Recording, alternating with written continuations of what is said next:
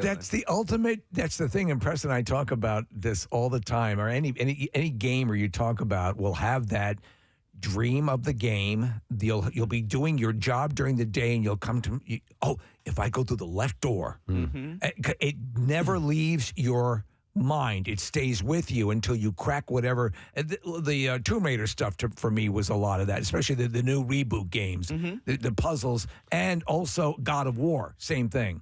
Yeah, no, for me, I know I'm addicted to a game. I know it's a great game if I close my eyes and I still see it.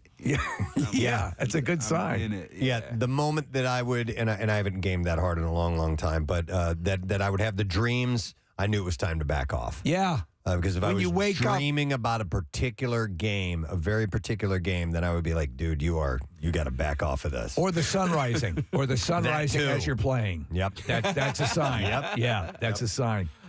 Hey, so hang on. I'm on your Twitter, and by the way, you're a great follow on Twitter. I just saw this. You posted a picture. It said, "I'm watching someone watch me on my flight to Philadelphia." Mm-hmm. So you were literally sitting behind somebody who was watching your set? Yeah, they were watching my set on the Amy Schumer parental advisory thing that Netflix put out like a month ago.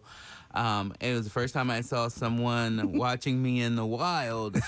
I've set up situations to force my friends to watch me. But someone just watching me just out in the blue I'd never seen before. So I just kind of watched her watch me. She had a mask on, though, so it was very to see if she was stressful. laughing or smiling. Yeah, Yeah, exactly. I couldn't see at all. So then when she was done, I just tapped her on the shoulder and asked her if she had any reviews for it. And she said that she liked it. Good. Like when I talked about my son, she thought I was going to be dirty and raunchy from the beginning and how I set it up. But then it turned out that she loved it. She said I was her favorite of the whole group. Very nice. Yeah. Rana, I love when you show up on different shows, and it's an old concept and an old conceit, but to tell the truth, I thought it was really well done. I thought Anthony Anderson was a great host. Absolutely. You did like 6 or 7 of those, right? Is that coming back? Is that going to be on TV again? Because it's a fun TV. Yeah, I believe so. I haven't heard anything about it not coming back, so I believe it certainly will. It is super fun. It's just, those are like my favorite things to do right now. It's The game shows? Yeah. Yeah. Just silly stuff. What about you? You've done your share of hosting. What about Yeah. you hosting one? I'd love to. I'm trying. I would love to. What's your bucket list game to host if you could of Price those? is Right. The Price is Right. Yeah, that's the money shot. Yeah, I would love to host that, and it's got a strong background of being hosted by comedians, and Yeah. I think I just have a good, and it's my son's favorite show, so I think it just would be really cool. What's your favorite game on Price is Right? The one where they go up. I don't know if it's called Matterhorn. Yes, The yodeling one? Yes, Yeah. the yodeling one. Yeah. It might be Matterhorn. It's Alpine. Alpine. Is that Yeah, it? I think it's Alpine. Is that a mountain climber? Well, here you go. This is it. Yeah, that's it. Yeah. It makes me feel good when I hear it. It is definitely, I think, that and Plinko are probably the two most popular games that are mentioned the most. So, Absolutely. it's called Cliffhanger. Oh, Yeah, Price is Right, I would've Cliffhanger. never like the guessed Stallone movie. Yeah, exactly. They based the movie off of the game. All right, well, listen, gang. Ron is at Punchline this weekend. There's No, a show- just tonight. Just All right, it's tonight tonight. only. Oh my God! All right, 7:30. So this is exclusive. You got to get these tickets right away. Moving on. You can go to punchlinephilly.com and check out the one and only show this evening. But it's great to see you, man. We appreciate you Pleasure. Made stopping me by. feel like things are getting back to normal. Yeah, absolutely. Definitely. Thank you so much. Ron Funches, guys. We'll take a break. We'll come back in a second when we return. Everclear performing live in our studio. Stay with us. Preston and Steve on 93.3 WMMR. God, you look like Johnny Bravo. I'm trying to help you. Albino Johnny man. Bravo. I got a damper on my head, man. All right. Hang on. Sorry. Casey. Casey's got the right idea. Casey's got it. It's up. Casey's done this before. It's not my first diaper head rodeo thing. That looks great, actually. Hi, everybody. He's slow. I'm waving to the camera. What's in the now. front? What's in the front? You mean what's in the front? Well, there's a little like. Take me to Super Save tomorrow because I have a sale. It's business in the front, and then the party's in the Diaper in the Right. back. Okay. Business in the front, What are you diaper in the talking back. about? There's the little rectangle area right above the forehead. That's your absorbent part. Yeah, it's the absorbent. So Nick, pee and poop. what I was wearing was I've never seen a diaper on a man's head like this before. Okay, what I was wearing was like a brief that was just a little bit thicker than regular underwear. Not this behemoth. All right. Well, anyhow, Brooke peas or pants. what's that? That's how we started talking Park. about. Oh, yeah. So Pants. Brook Park Peas or Pants. Yeah. So anyhow, she said that they are all committed to moving forward as a loving family. I don't care. All right, let's see what we got here. A preview of what appears to be Ghost's new single, Rats, has emerged online ahead of the track's official debut. I can't help but think of Charlie Brown when you say that. I know. The 26-second excerpt comes comes just days before the full song's rumored arrival on Thanksgiving evening or Friday morning. Rats.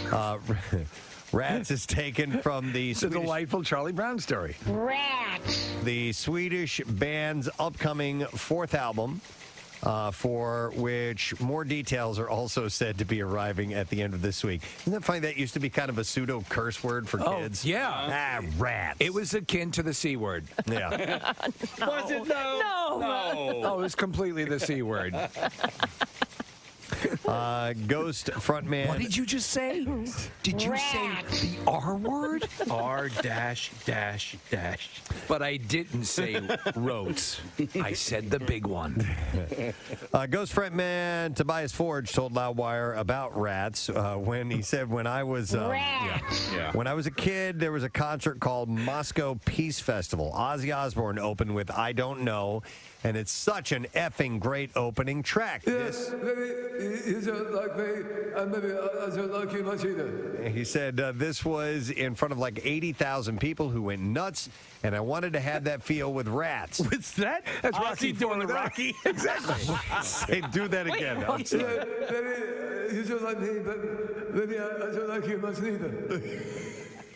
I would not have even. No. I would have never picked up on that. But Casey did. I did. Yeah. Well, it's the best Rocky ever. Rocky 4. Rocky 3 was on last night. Dear God. And they're still doing a marathon. Clubber Lang and Thunderlips. Yeah. Yeah. God. That the training sequence, especially with the beach race, which looks like It's him and Apollo, right? oh my God, yeah, it is. Palo. Yeah. But not to go off on a tangent here, but Adrian's speech on the beach is so. She's a good actress, but not in that scene. I don't remember. What was it? You're a fighter. You gotta get up and fight. I married a fighter. Yeah, you don't act too good. I know you're like the Godfather. You were terrific, but you're just literally terrible now. There's a funny new character, Steve. I'm sure you've seen on SNL. That's every girlfriend in every boxing movie ever. Yeah. Oh no, I'd love to see that. It's really good. Who's doing it? It's is one it of the new newer girl? one of the newer actresses. Yeah, and it's on Weekend Update. Oh, I got to see that. And it's basically like Renee Zellweger and Cinderella Man and meets Adrian meets the put upon, Yeah. long suffering. yeah, she's taking the kids to the sister's house, and Oh, yeah. it's one cliche after another, but it's really funny. So maybe. There we go. Yeah, if you have the clip, yeah. So maybe you lose, or maybe you don't, but you gotta fight. Excuse me, now I gotta feed the seagulls. What? They fly down and they eat it right out of your hand. You're an idiot! I'm sorry, were you saying something? I plan on giving up Instead of fighting? instead of fighting. This guy's a very good fighter. Yeah. He's got a mohawk. Yeah. Okay. And Mickey protected me. Wow. So this was about Ozzy? No, it was about Ghost. And then we went to Ozzy, and then we went to Rocky. Oh, right, Russia. But it's what we do at the Preston and Steve Show. Ghostman. Ghostman. My name is Ghostman Scooby-Doo. Yeah, pleasure to meet you, Ghostman. Can you talk some sense into this bitch? That's how you fight with your woman. Scooby-Doo. All right, Kevin, we're playing Mashup Madness. You know what to do, right? Most certainly. All right, here is the mashup for the two of you. Here we go.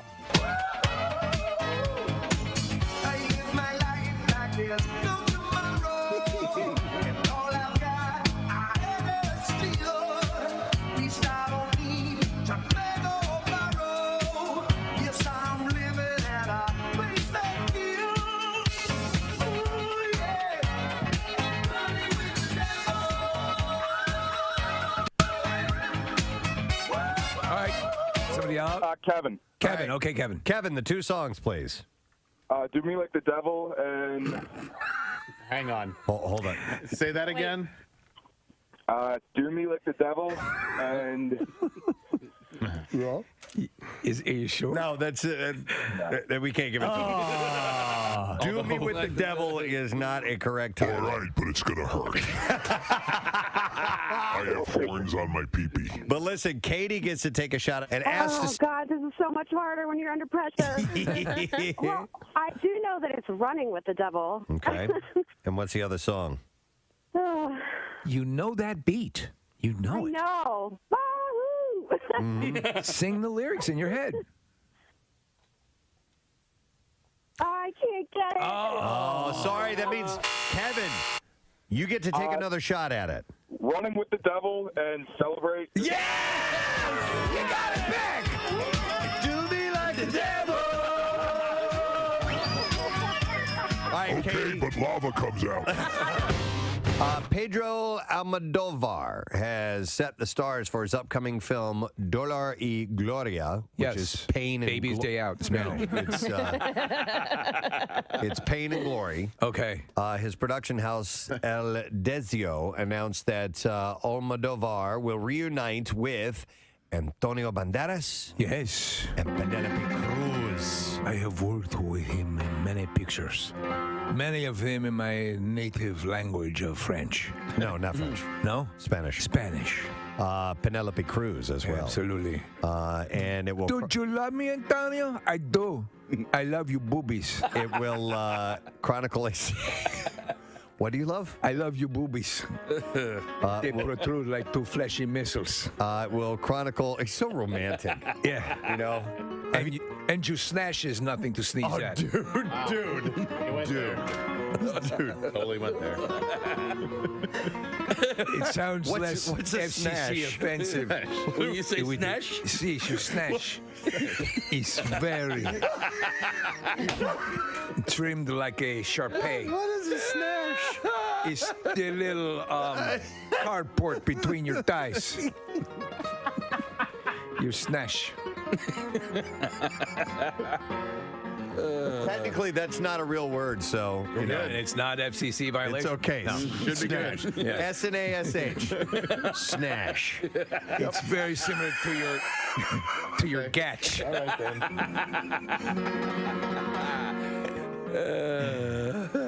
He says Spanish 101.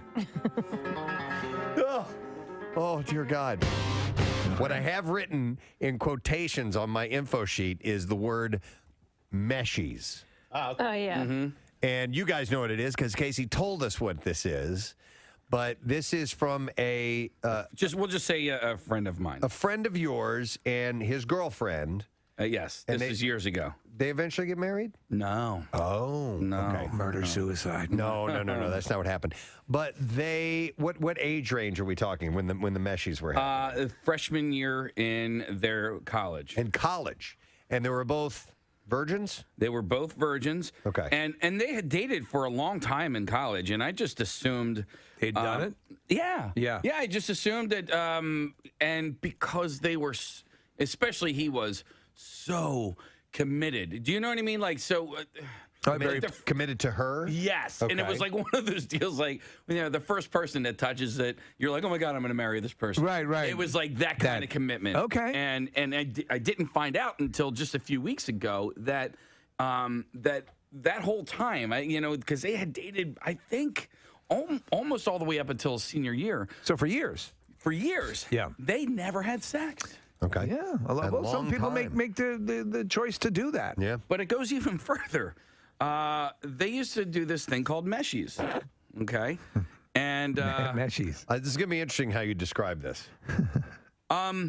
it was funny because when I was doing the makeover, Kathy, when your friend Elisa came She by, called them she kept meshies? calling my shorts meshies. Like mesh shorts. And in my mind, I just was laughing. You were thinking of this. Because meshies completely means something else now. Okay. But so when they didn't actually have sex, but they would mess around with each other. Is this? Are we? Okay, just to clarify here, is this through the clothes stuff? So, Meshies was a special thing, a special treat that he would receive from her. Yes.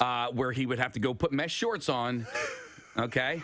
Okay. And she would perform on him. Okay, so and this would be no underwear. No underwear, just Meshies. Okay. And she would.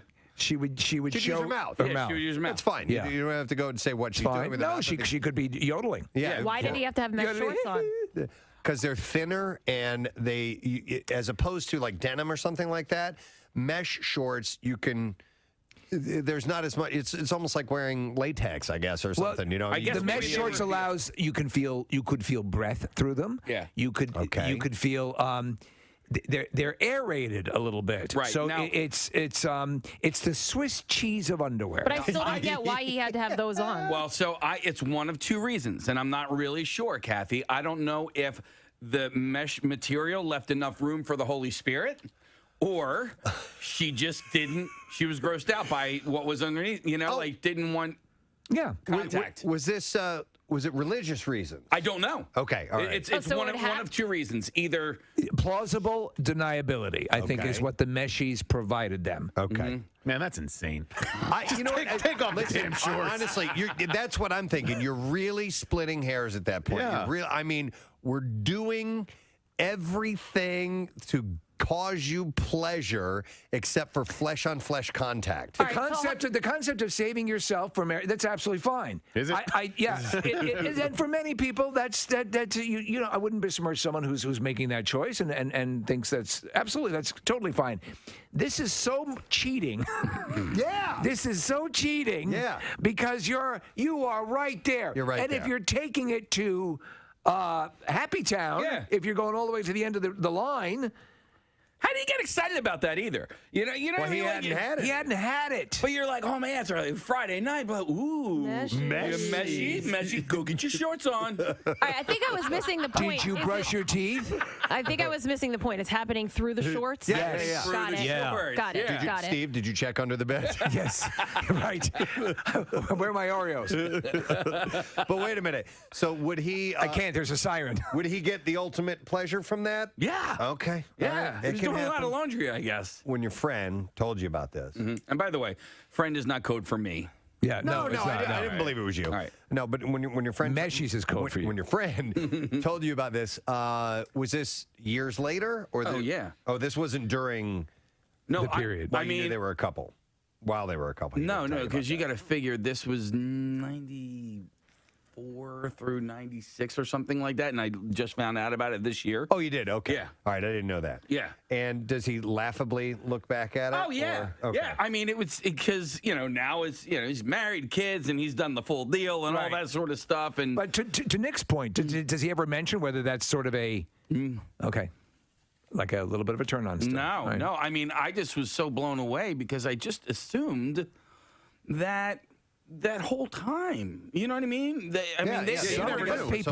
People will choose not to, and that's okay. But Case but he did share with you that was their nickname for it. Yeah, they Meshies. shared that name. Meshies. Got to get a Meshy tonight. And I was pissed That because dinner was great. Go get your shorts. Really? Can I wear the yellow ones? They're the thinnest ones I They're a own. little thin, but all right. I have a friend, Preston, that does this. Yeah, this guy says he wears mesh shorts to strip clubs. Now, my friend Oh, that's wears creepy. really thin sweatpants. His blammin' pants. without underwear. Yeah. Yeah, deliberately. That's that was a thing on the Family Guy. Blammin' pants? Blammin' pants. Oh God.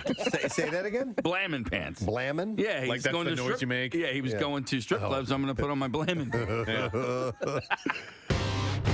The first person in the world to receive 2 facial transplants says he's feeling well 3 months after his latest groundbreaking operation. Yeah, but his friends are calling him two-faced. Oh, you'd have Good. It's good. to. Jerome Hammond Thank you, Kathy. had his first transplanted face removed last year after signs of rejection followed a treatment with an incompatible antibiotic during a cold. Yeah, because it's just as with an organ donation, sometimes the body will reject it. So the first face didn't take. Well, it was the antibiotics that caused it, though. Really? Wow. Yep. The medication that's supposed to help it hurt it. No. It was that wasn't the anti-rejection drugs. So he had a cold and he took antibiotics, and that caused Oh, my the God. rejection to happen. His new face remains smooth and motionless, and his skull, skin, and features are yet to be fully aligned. So it basically looks like Kris Jenner. But he is positive about his recovery. It is astonishing that someone who's undergone some sort of radically horrific accident or whatever has a shot at having a usable, outwardly normal-looking face. And you said that he was in the hospital without a face for 2 months? Yeah, and he couldn't talk at all. But he could dance. Man, oh man. God. You are the worst ever. God. I try to see the glasses half full, Kathy. You should. What an optimist, Steve Morrison. Or half messed up. Just watch his feet. Just watch his feet. Just watch. Yeah. Don't look at him in the eye. Focus on the feet. Don't look up. Oh, look at it. Oh my God, he's great. Give him the mic. Stop it.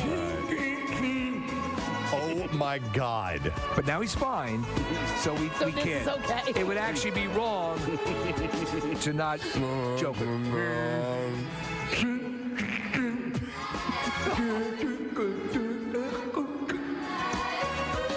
It's not okay. I think that this is not okay.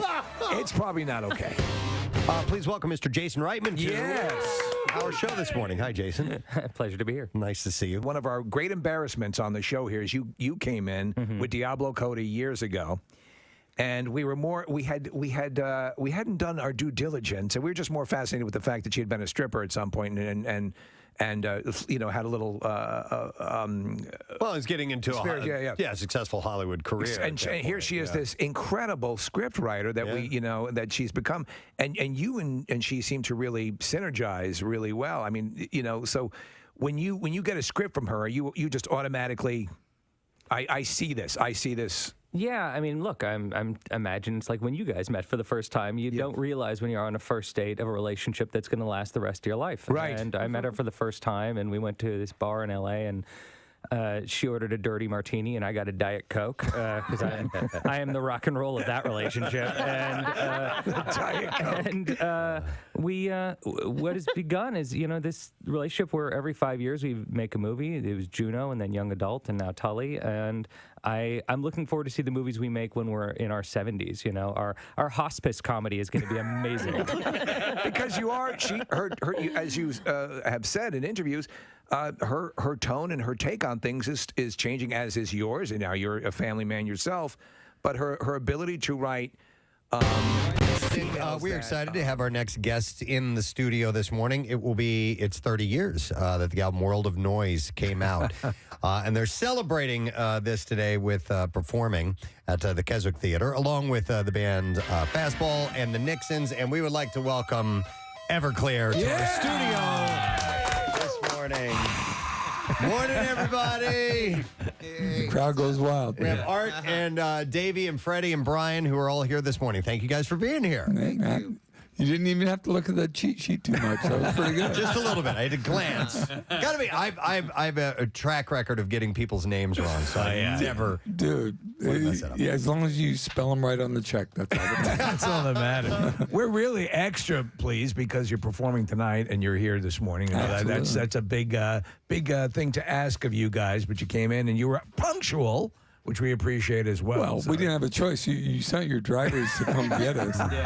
They were a little rough around the edges. Oh, were they? Oh, yeah. but we kind of like that stuff, so it's okay.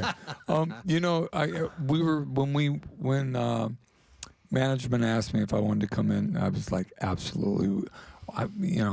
MMR has been a part of Everclear since basically. Santa Monica. Yeah. And even Heroin Girl, I think you guys might have played. Yeah. And so since 95. So I am very, very honored, and we all are that you asked us to come in. And, well, thank you. And just respectful of the relationship over all these years. It does feel like a friendship over the years. You know, though you've done various gigs. We were at another station prior to MMR Y100 and here as well. And they were in the same family, though, right? Yeah, rock. Yeah, basically, right. But the you know, it's good also to see where you are in particular, Art, in your life, and you know, it's there was a point at which I said I really like listening to what you have to say. You're with age, it does happen. I'm in your ballpark age-wise, and you do start to put things together, and you have such a wonderful take, and a lot of it has been born out of, you know, trials and tribulations of and in fact, there's a wonderful documentary that's out about you guys, and it seems like you all are in a good place. It seems this is the sweet spot that a lot of times maybe you don't consider at the beginning of a career, but that when you get to, you're able to be yourselves and just enjoy it. Is that a correct assessment of where you are? I think that's a great assessment of where I am, and I think us as a band, you know, I mean, when we really just started thinking about that, this has been 30 years since I started the band, you know, and it was the same year that my eldest daughter was born, and I moved to Portland, and it was rough, and I had no idea what was going to happen. We were trying to slug it out in the clubs, just another band, and we got a chance to record for $400 in trade, and we recorded every song we had. And I didn't tell the band at the time, there was other guys, I didn't tell them that I basically wanted to see if I wanted to keep doing the band. I wanted to see if there was anything in the, you know, if there was any magic in the music, and there was. And I sent it out to people, and people started writing about it, and we got gigs, and we got accepted South by Southwest.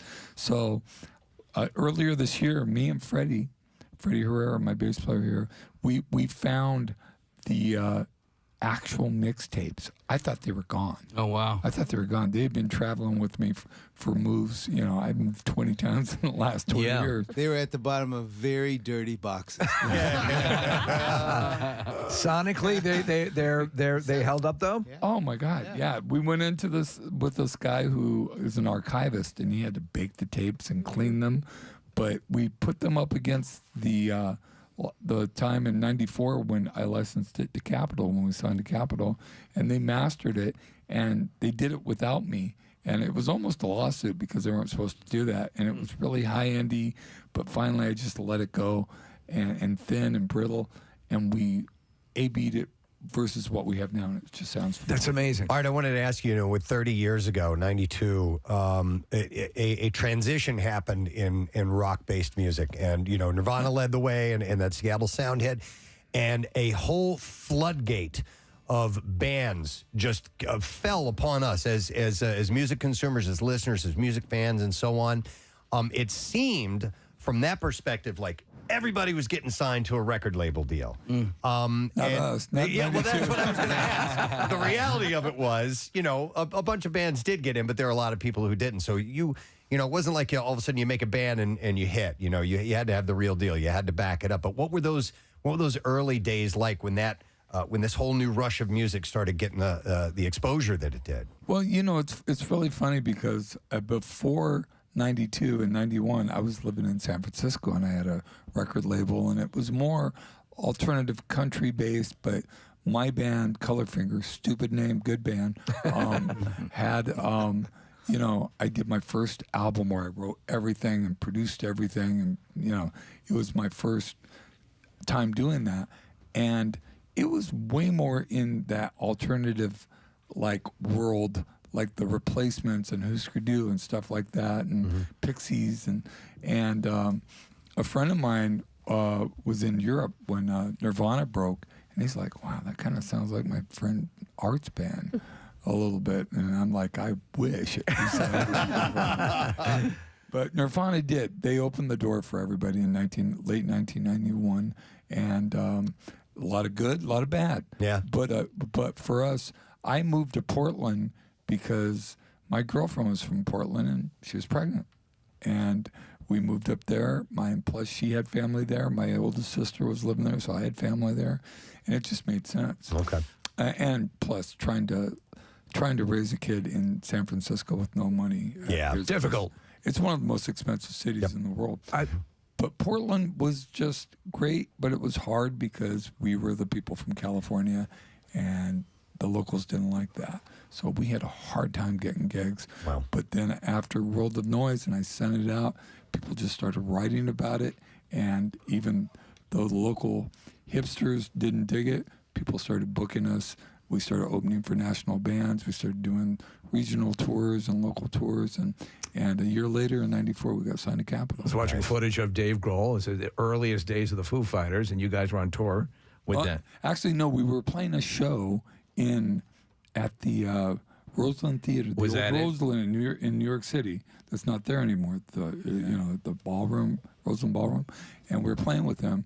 And if you watch the whole scene, they're asking them. I think Kurt Loder's going. So a lot of people say this band is kind of Everclear is kind of ripping off your old band Nirvana. He goes, I don't think they sound like Nirvana. Bush sounds like Nirvana. It's a funny clip because everyone looks like they're 9 years old. I know. But you know, it's amazing too, and I didn't realize this, but you guys you were 33, right? When the band really clicked in fully. Yeah. And they wanted to play you younger, and you said, I can't do that. Like you wanted to lie about your age. Well, you know. Because everyone at that time seemed like they were in their early 20s, you know? Well, absolutely. When I signed, I was 32. Yeah. Capitol, after I signed a contract that said I have full control over everything. Everything. They were like, no, we're going to tell everybody you're 24. And I'm like, no. No.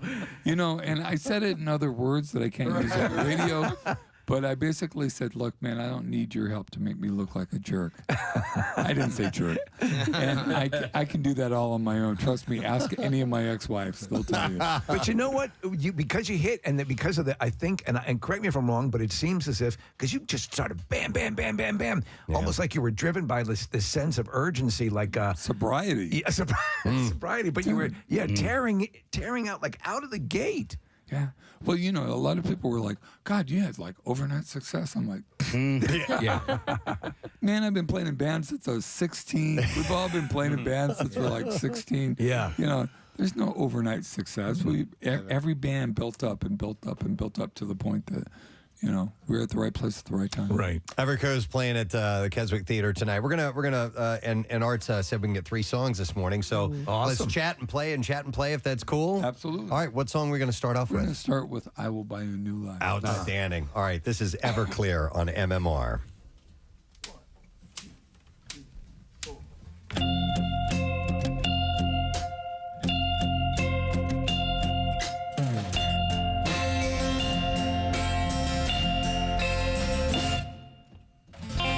Here's the money that I owe you. Yes, so you could pay the bills. I'll give you some more when I get paid again. Hate those people who love to tell you money is the root of all the care. They have never been poor, never known the joy of a welfare Christmas. Yeah, I know we will never look back.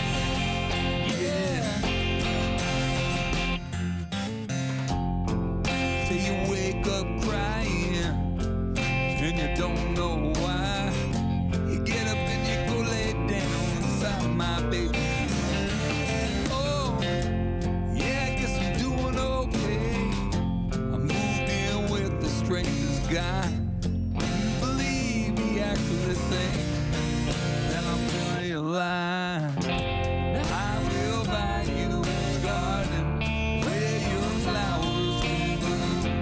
I will buy you a new car, perfect shining. I will buy you that big house way up in the west.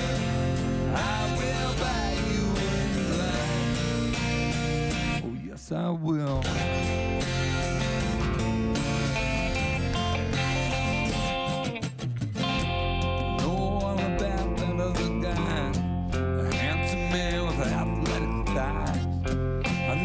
About the time before that upset the little bitch boy. They might make you think you're happy, yeah, maybe for a minute or two.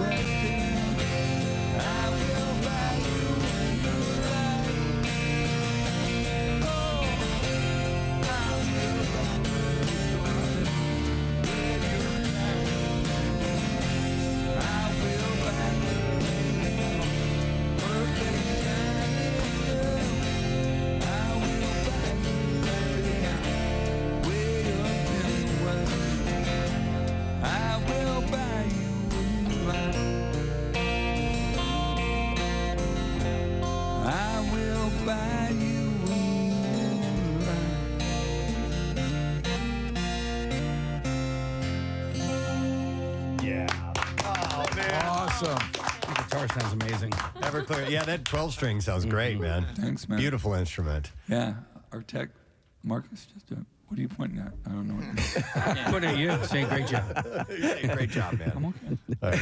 I'll tell you when I'm not okay. I'm 60, dude. I don't mince words. So, Art, I want to ask you that your album's 30 years old, came out in '92, and there's a track on the album called "Pennsylvania Is." Yes. Can I ask you about that song? Sure. So, what's about that song? At the time, back in 1992, here in Pennsylvania, you guys had, was it Bob Casey? Yeah. It was Bob Casey. It was Still here. the guy's dad, right? Yeah. And he was a Democrat, but he was a pro-life Democrat. He was a anti-abortion Democrat because he's very Catholic, and the laws here were very, very, very stringent, and that was a big thing that was going on with Operation Rescue, and people like the guy who owns the Detroit Tigers and Domino Pizza that's openly giving money to these people called Operation Rescue that was bombing abortion clinics all over the place, including in Pennsylvania, and that's what the song was about. There we go. You always, you always write what you're passionate about, and you take a lot from your personal life, and that's been very. You've been well. There's some songs like "Father of Mine" and "I'll Buy a New Life," and these things are very, very open. Therapeutic, I assume, for a songwriter to do things like that. I think so. I think from a point of catharsis, yeah, I guess you're right.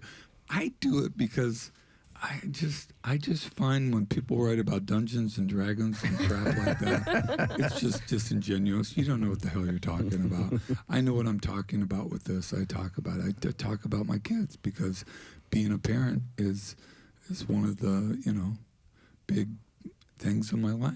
Have you ever written something down and gone, okay, I've opened up a bit too much here. That might be too much to present to the public. Yeah. Okay. Yeah, I wrote a song called "You" that was actually recorded here in Pennsylvania for our last record that we finished, called "Black is the New Black," and that was a song about me getting raped when I was 8. Wow. I had never talked about it before. Okay.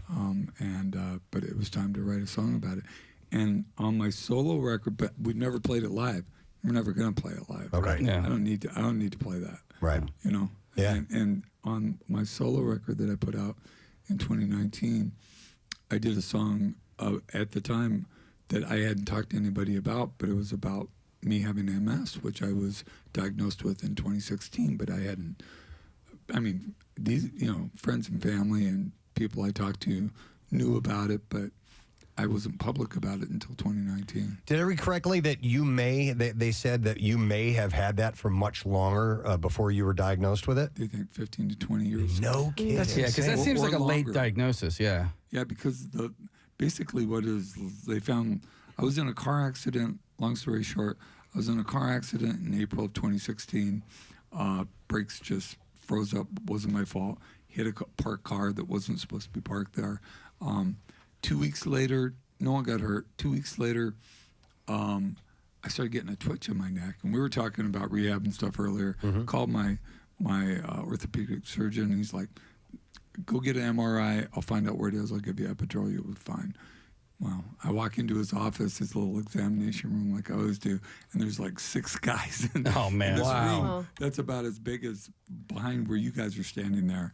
And they all got like long coats and clipboards, and they all just look at me like that. And I walk in, I'm like, It's not good. Can't be good, I don't yeah. know what this is, but this is not good. Have you ever had an intervention? Because I know you're sober. I mean, I would imagine it's got to be kind of like that. You're walking into a room, you're like, what the hell's going on here? No, when I got sober, there wasn't interventions. No. There wasn't rehabs, only if you're rich people. Yeah. You know, back in '89, that wasn't the thing. It hadn't become a cottage industry yet. It's funny. Recovery. So you're in recovery. I'm in recovery. I got a little over 10 years, which my cousin always says it's a good start. Congratulations. It's a good start, right? Yeah. But I love talking to old timers and people that have been around for a long time, and they're like, you guys had like real grit.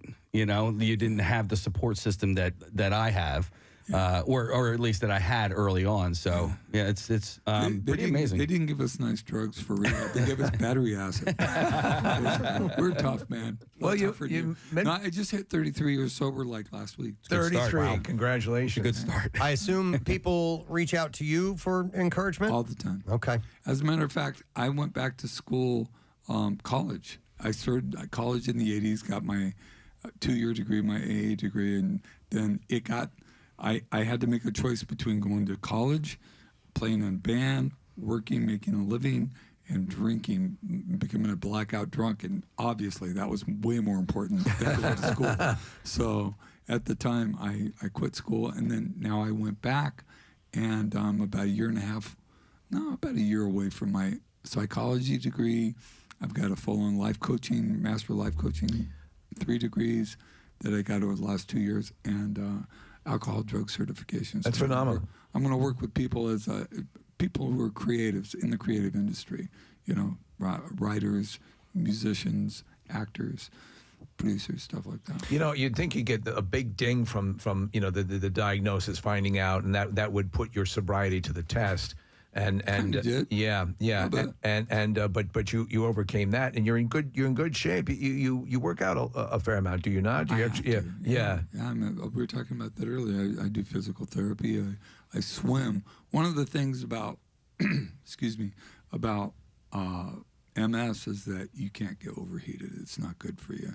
So just running or doing regular kind of cardio is not good for me, except for the fact that my body needs it, right? Right. So when we bought our house in 2018, I had to make sure there was either a pool or room for a pool. I live in Southern California, so I built this big-ass pool. Really big pool. Yeah. My wife was like, really?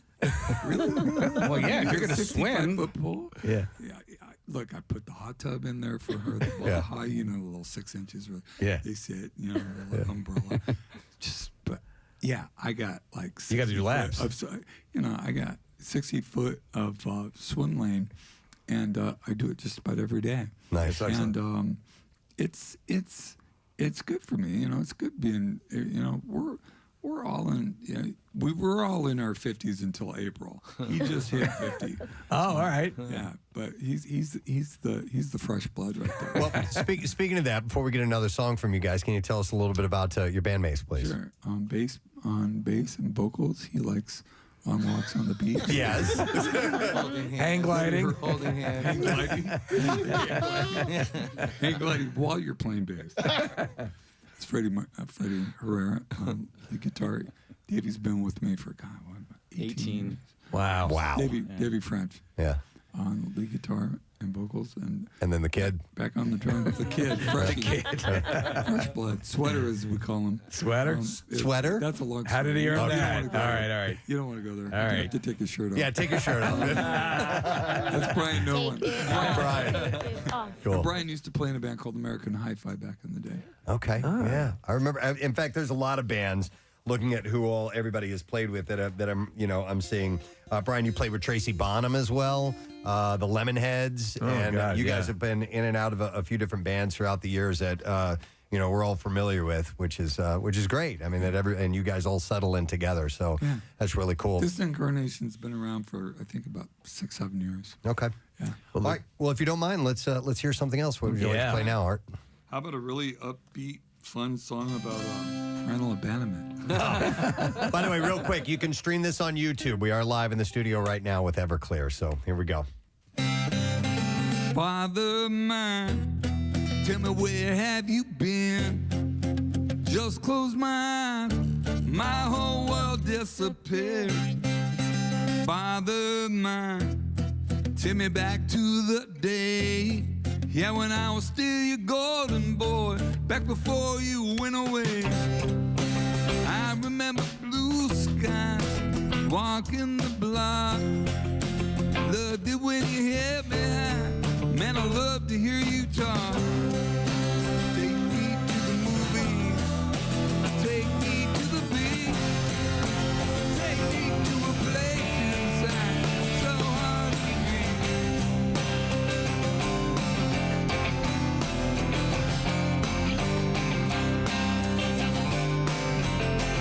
Yeah.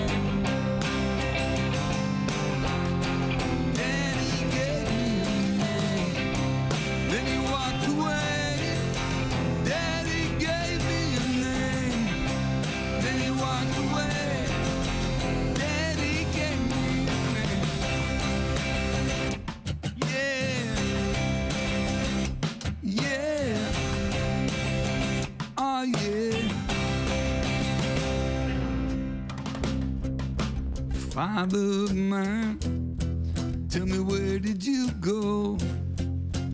Had the world inside your hand, did not seem to know. Father of mine, tell me what do you see when you look back at your wasted life and you don't see me? Never be safe, I will never be sane. Always be weird inside, always be lame. I'm a grown man with a child of my own. Swear I'm not gonna let her know pain I have known.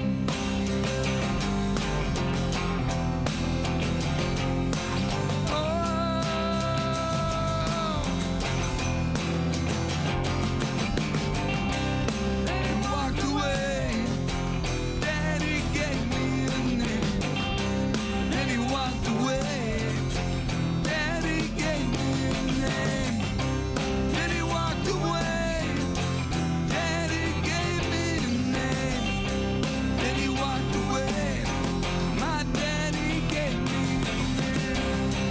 Then he walked away, then he walked away, then he walked away.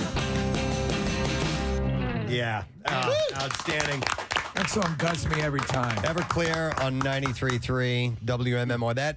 The most beautiful thing about that song, and I'm actually getting a little choked up as I'm Likewise. speaking here, is the final verse and the redemption. It's your story. It's not my story. I don't know why I get so emotional. 'Cause you can connect. It. But it's I've learned from these things. I've learned what not to do in life. I've taken this experience, this negative experience, and I'm going to channel that into something positive. It's so beautiful. It's just amazing.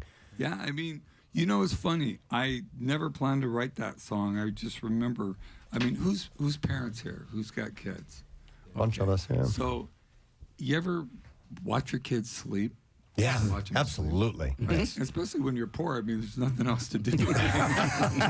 But it is just one of those redeeming things where you feel like, hey, I didn't screw this one up. Right. This is pretty cool. Yeah. This is what's going on here, and you start thinking about what all these implications are. And I remember watching my daughter sleep. She must have been about 5 or 6. Yeah, no, younger. Yeah, 4 or 5. And I just remember just thinking, how does a man walk away from that? How do you actually do that? I don't know how you do that. I wasn't raised like that. I was raised by my mom. Mm-hmm. I don't have any bad feelings about my dad. He died a few years ago. Didn't really know him. I mean, had kind of a okay relationship. Tried to get closer to him, but he just wasn't able to do it. Mm-hmm. I was raised by my mom, single mom.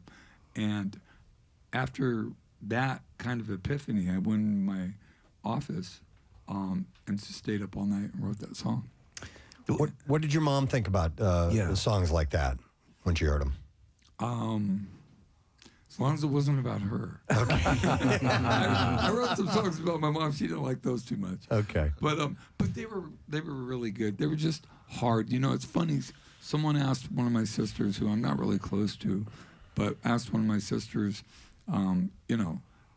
what's your brother like? Is that real? Did he add a lot of stuff? And she goes, Arthur was being nice. Yeah. Being kind. Wow. It's your ability as a songwriter to things that I may not have experienced in my life, but can tap through to, and that's why I'm not a dad, but I had a dad, and I know all of those things, and just with the economy of your writing to get right to the point. There's a great song that I've always loved that you've done, Learning How to Smile. Yeah, that's one of my favorites. And it's I think you've called out the best song you've ever written. Is that one correct? of them? Yeah, it's up there. That, and I think a song called Summerland that was on Sparkle and Fade. When you're done with the song, when you have it the way you want it, do you walk away and is it that moment you say, okay, this is in the pantheon, or does it become that over time? I think I don't know about Pantheon because that's a fancy East Coast word. We don't have that on the West Coast. There's no Pantheon. No, it's not a Pantheon. On the West Coast, that would be a band name. We have Pantheon. We have Pantry. Yeah. But somewhere in there, you threw Pantheon. It's a hair metal band. Yeah. It's We're Pantheon. Hi, I'm in a band. Yes, to be yes, Steve. I mean, it's like when I've written songs like "Father of Mine," I knew I had something. Okay. I thought I had something, and then I played it for my A&R guy in L.A. And he's this. At the time, he was like this, 45-year-old Brit, very stoic guy, and he got all kind of misty behind his glasses. But outside, we heard like this noise, and we walked out where the assistant secretaries were sitting, and they were all sitting on one desk, hugging each other, sobbing. Oh, wow. And my A&R guy's, he's like, I don't know if it's a single, but it's definitely going on the radio. Well, when I was in, I won't say what year, but there were two soundtracks that were on rotation in my Discman. It was the Empire Records soundtrack and the Romeo and Juliet soundtrack over and over. And every time I heard Local God, I had to play it at least 3 or 4 times. How did that end up on, Baz Luhrmann, did they choose it? Was it already written? Did you write it for the movie? Well, I did write it for the movie. Oh. I did, actually. I was in New York City. We were doing the MTV Music Awards that we were on, that Chris Rock was actually hosting back in, I think, 96. No incidents there, right? No, I didn't slap him around. Yeah, he probably would have slapped me back. But I remember they asked me when we had just come back from Europe. My family had flown in. My daughter was there, my wife, and we're staying at this fancy hotel. And they had asked me to do the song for this, and they sent me like a little bit of the video of the scene they wanted us to be in. And I'm pretty well versed in Shakespeare. I studied Shakespeare back when I was in college, and and I knew the scene that they were talking about from the original Shakespeare, even though it had guys with tattoos and lowriders and stuff. John Leguizamo. Yeah. Exactly.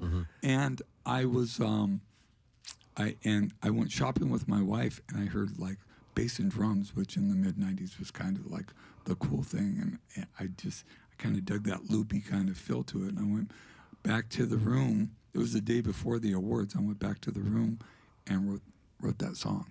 Yeah. That's wild. Was it difficult to write? I mean, is it difficult? It's almost like being given an assignment in school saying, here's your theme. Sometimes it is. Sometimes I'm like, I'm either interested or not. Okay. I can either do it or I can't. But I felt like I could on this. And incidentally, so it was on that soundtrack because we were on Capitol, and it was a Capitol soundtrack. Mm-hmm. And we made more money off that one song on that soundtrack than we made on Sparkling Pit. No way. That's crazy. Yeah, it's crazy. Wow. Because we had that platinum record, we could go in and just, kind of everything to the wall and just negotiate this great thing. We made a lot of money off that. But incidentally, we go to Australia later that year, and we're getting ready to play, and the head of EMI Australia, the head of the record company, is like, "Why aren't you playing Local God?" And I go, "Because it's the soundtracks." He goes, "Dude," he goes, "Mate, it's a #1 hit here on 3 different formats. Oh, no God. You got to play that song." Yeah. So we had to figure It's funny. We were talking earlier about Kate Bush has Running Up That Hill has become a massive hit. From Stranger Things. Stranger Things decades later. I've got a 14-year-old. I know. There you go. I wanted to ask you quickly about in mentioning MTV and there was the documentary about the '99 Woodstock, and you were there. Thank God they didn't mention us. Everybody they mentioned, they just tore apart. But you had a different take on it slightly. Then it sucked. It sucked. Oh, it sucked. It was horrible. I was there. You saw it. Like, I was there, and you could see as a fan on our end, it's just sort of descending into madness. You could see it like Saturday. You're like, dude, there's something something wrong is happening here. The different take you're talking about is You were when on we were on stage. stage. Yeah. Yeah, no, we had 300,000 people singing the words of Santa Monica. That's got to be That wild. was That's a city. That was just insane. Yeah. That's a good sized city. Yeah. right there. And that makes you think because there was no plumbing, there was no water. They were selling water for what, $8 a bottle. It was crazy. way too expensive, is what it was. $10 a bottle. Yep. And some people were buying a lot of it and then selling it for even more.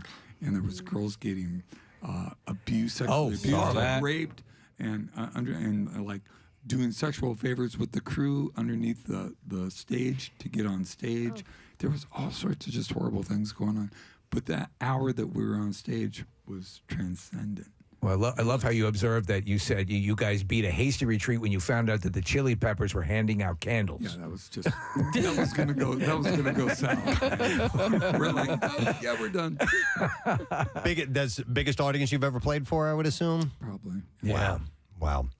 Well, the show is tonight at Keswick Theater. You can get tickets at keswicktheater.com. I got time for one more. If you guys would indulge, that'd be great. You got it. All right. This is Everclear on MMR. Hey, thanks for having us here. Anytime. We love coming back. You know that. Let's call Santa Monica.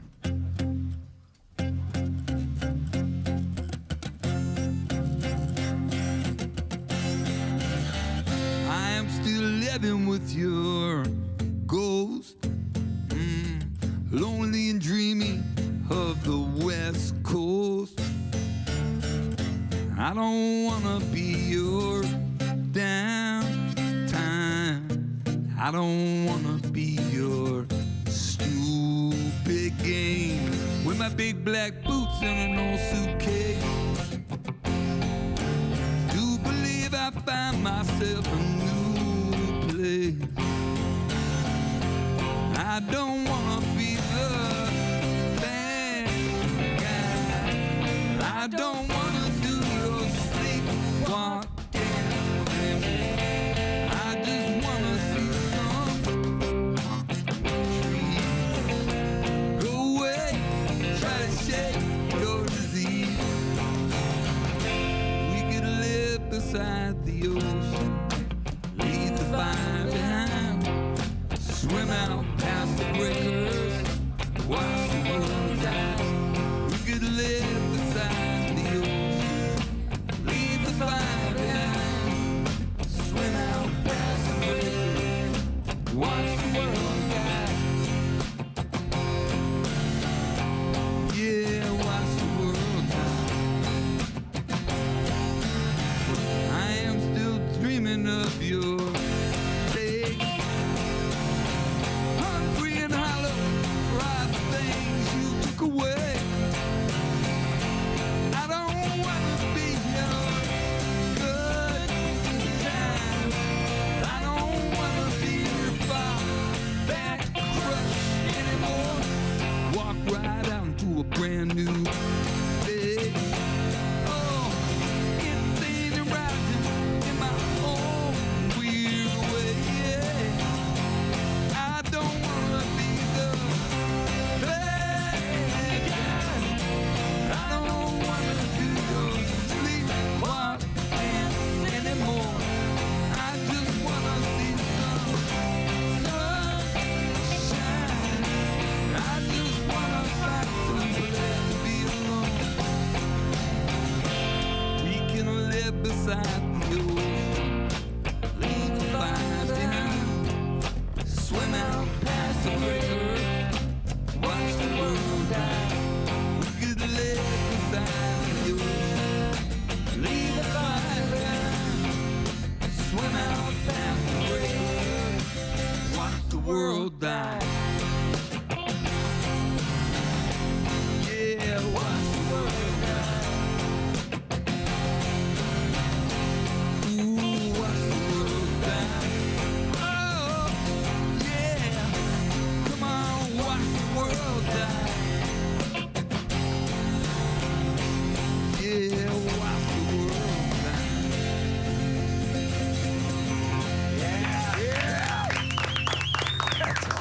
Everclear, Santa Monica, MMR. I have to ask because that's the song that really launched the band. What was the kernel of inspiration to write that song? I was living in Portland. We got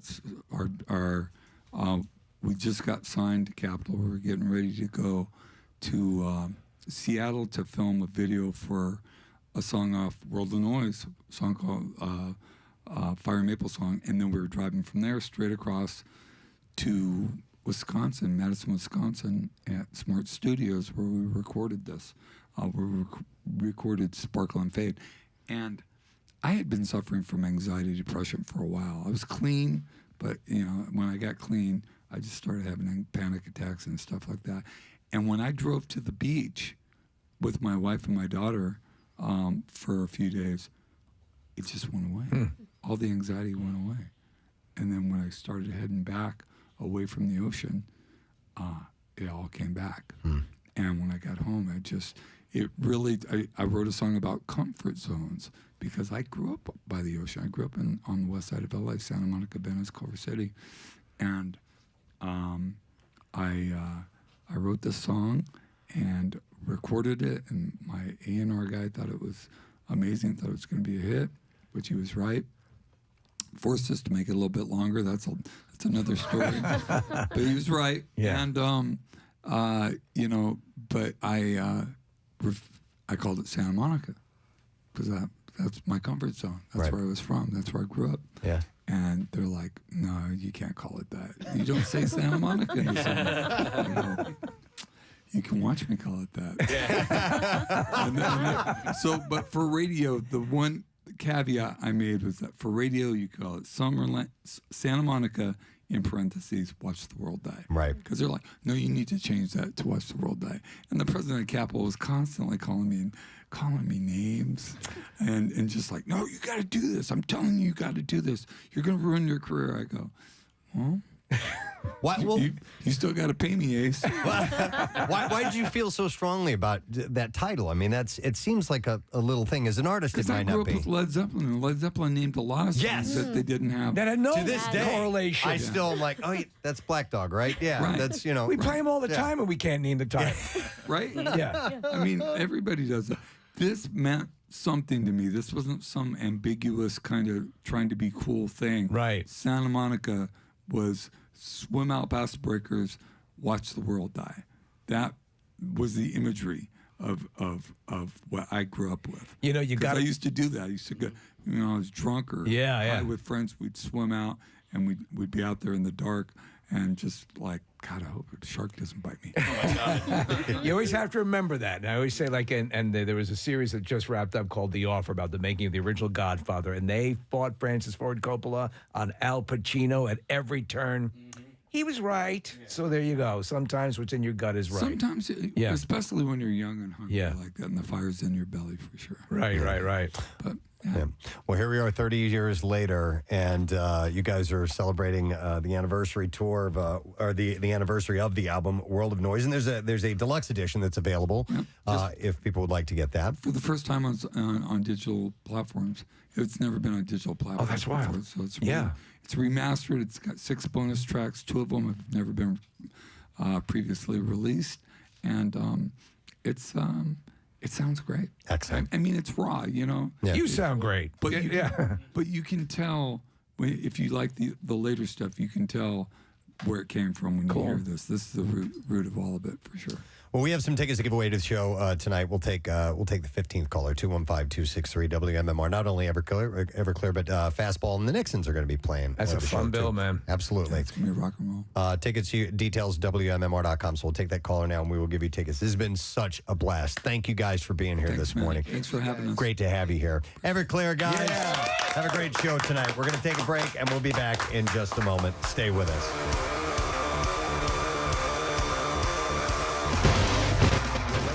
Is uncanny. Yeah, and look, I think there's kind of a through line between all three films. And this one, Tully, is about that moment when you become a parent and you realize you have to grow up because your younger self is starting to feel like it's a different human being. Yeah. In fairness, when you guys came in that time and we talked about her being a stripper. You guys feel really guilty about this. Well, we kid you not. We reference this. It actually redirected the trajectory of the show because we said, We got to check up on these people. Here's why. Because Juno was such a great piece of work. And I think afterwards we're like, holy crap, we missed the boat on talking to her about her writing ability because Juno turned out to be so good. So it did serve as a lesson in how odd that a woman came on a show and she was objectified for her beauty and her history and never talked about her talent. What an odd moment. We've gotten better. We've gotten better, though. We hadn't seen her We hadn't seen her talent, yes. And I suppose, Jason, that you probably dealt with this a lot of your life as well because, you come from Hollywood royalty and people... Because of my stripping background? You were a stripper. Yeah, and you did that skating act. You did burlesque for like 5 or 6 years. No, because you have a reputation because you're a family, and you've had to prove in yourself on your own merits, and has that been difficult for you? My obituary will either begin director of Juno died today or son of director of Ghostbusters died today. And about, you okay? All right, 35 minutes or so? You good? Yeah. I just want to make sure I don't have to do the Heimlich on you. Wow, that sucks. Did you swallow spit down the wrong... No, I'm eating oatmeal, and I took a bite like friggin' 2 minutes ago, and I guess there was like a piece of oatmeal stuck in my teeth somewhere. Do you want me to do the Graftenberg on you? Can you give me a tracheotomy, please? Yeah. I'll give you... Trach first. Wait a minute. The G spot, yeah. That's the G and G spot. Oh. I didn't know that. Learn stuff. It is Dr. Grafenberg. Really? Yes, I kid That's you what not. the G spot It's is. named after a doctor. Yeah. Absolutely. You kidding me? Most definitely. All right, anyhow. Lord Cunnilingus is another... Oh, Jesus. Lord? Cunnilingus, yes, in the... Lord Cunnilingus. Yes. Oh, I thought it was Colonel Lingus. No, it's not. It's not a military title. It's Colonel Angus. Colonel Angus. That SNL bit, if you've never seen it, we should put that up next to it. Okay. Wow. Okay. So, it's a G spot, also called the Grafenberg spot. And let me see. It doesn't... Ernst Grafenberg. Yeah. His name. Ernst. I guess him and his stupid spots. You'll see.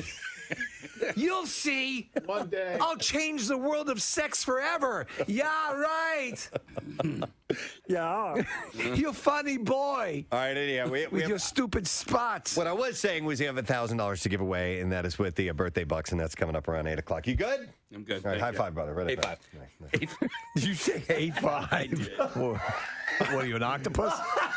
I thought said, hey, five. Oh, I thought that was a line from a movie or something. No. Hey, five, everybody. Hey, five. the oatmeal has caused oxygen deprivation to the brain. Good Lord. Wow, what it actually, I did that for a reason. It's National High Five Day. Oh, no, it's National A5 Day. No, hey, five. Oh, hey, five. Yeah, hey, By five. the way, so my kids do this thing now where if you see a Mustang, you get the high five. It's it's like What? it's the nice version. If you of see a Punch wild Buggy. horse, No. Oh, it's a nice version of Punch Buggy. Okay, all right. Mustang, high five. high five. Are you a high fiving kind of guy?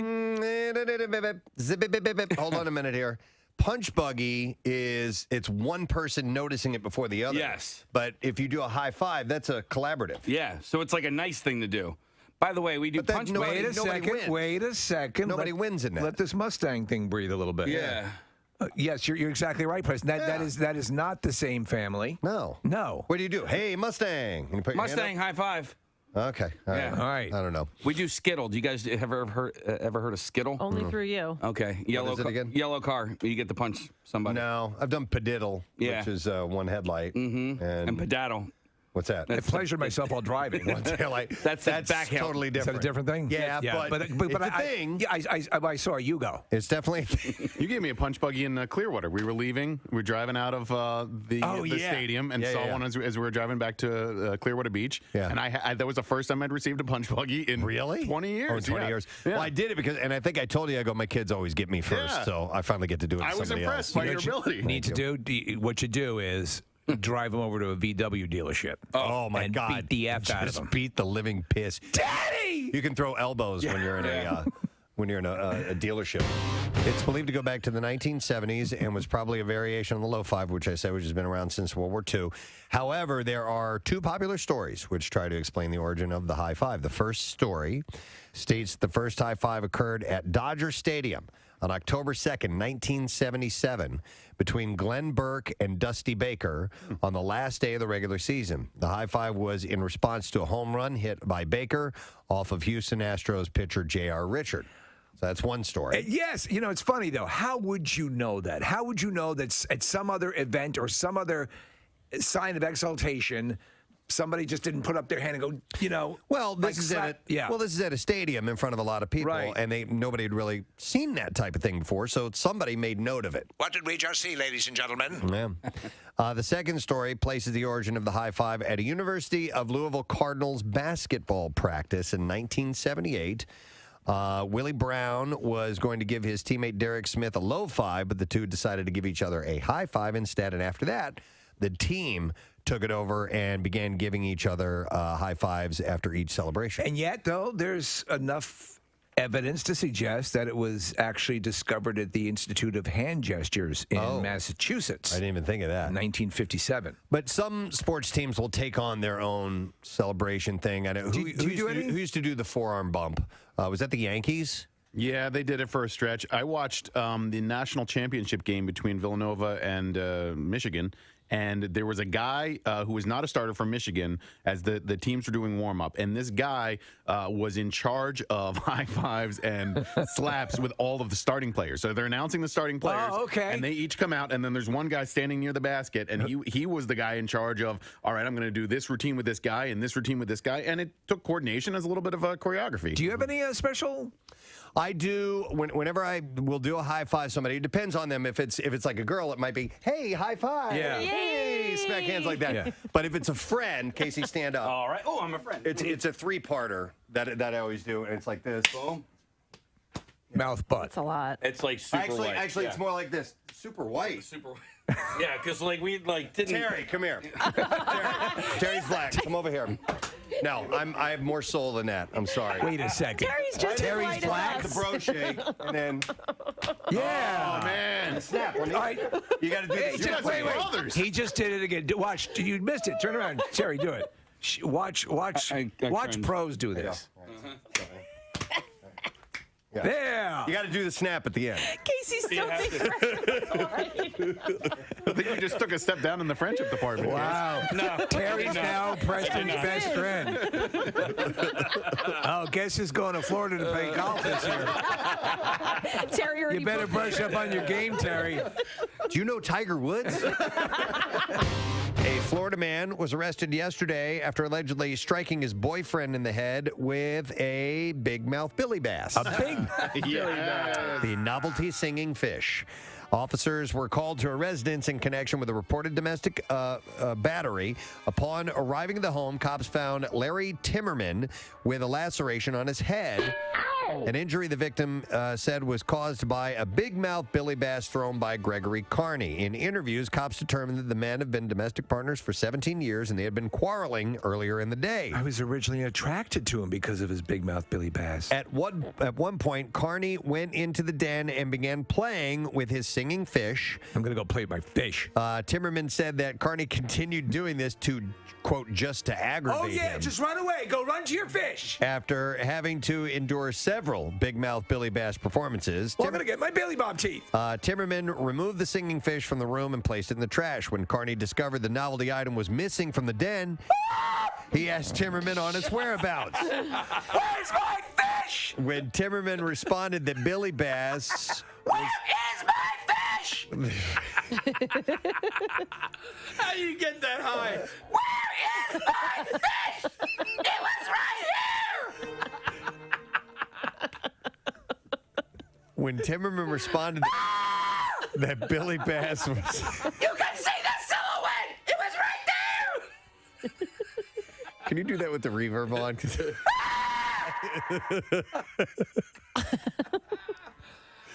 When Timmerman responded... You are such a bitch. that Billy Bass was now in the trash, Carney became angry. Carney then fished the singing fish from the garbage and threw it at his boyfriend. Wait, where's that singing coming from? The item struck Timmerman in the head, causing a laceration.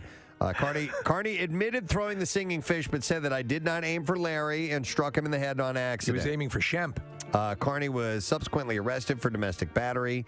Timmerman declined medical treatment for his injury. Man, you don't want police responding to any domestic situation, but When it's one involving a big mouth Billy Bass. That's pretty fun. Yeah. You would have been, yeah.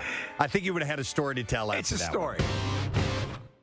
The Sherry's Berries are of that ilk. I just They want are to give excellent. them some more free advertising because they have this amazing salsa and guacamole dip. I don't even want to talk about that. That just you just made a mess in my mouth. I know I just said You that. just made a mess in my mouth. How am I going to explain it to my mother? Good. I told you he would do that. He's a football player. Did he give you that line about the big game? Damn it. He made a mess in your mouth, didn't Oh, he? start the countdown clock for when that is isolated and repeated many already times. working on I it. know she is. It's like goo. Goo. You. Did he leave goo in your mouth? Oh, gross. Go No, back to the like- strawberries. I want to talk about the strawberries. Yeah, because now he messed it all up with salsa and guacamole. Yeah, I'm skip that. thinking Let's go back to Sweet and savory. The deep fried brownie is glorious. But she's just saying chocolate covered things. In general, like trying to do it yourself. it's hard because you have to know what's going to be the right consistency. Kathy, you end up on Pinterest with nailed it. Yeah, exactly. You know, what is this, guys? I just hit the button. Oh, Jesus. You just made a mess in my mouth. I'm going to need that over here. I know you are. I know, yeah. That'll go next. It was the day I would never forget.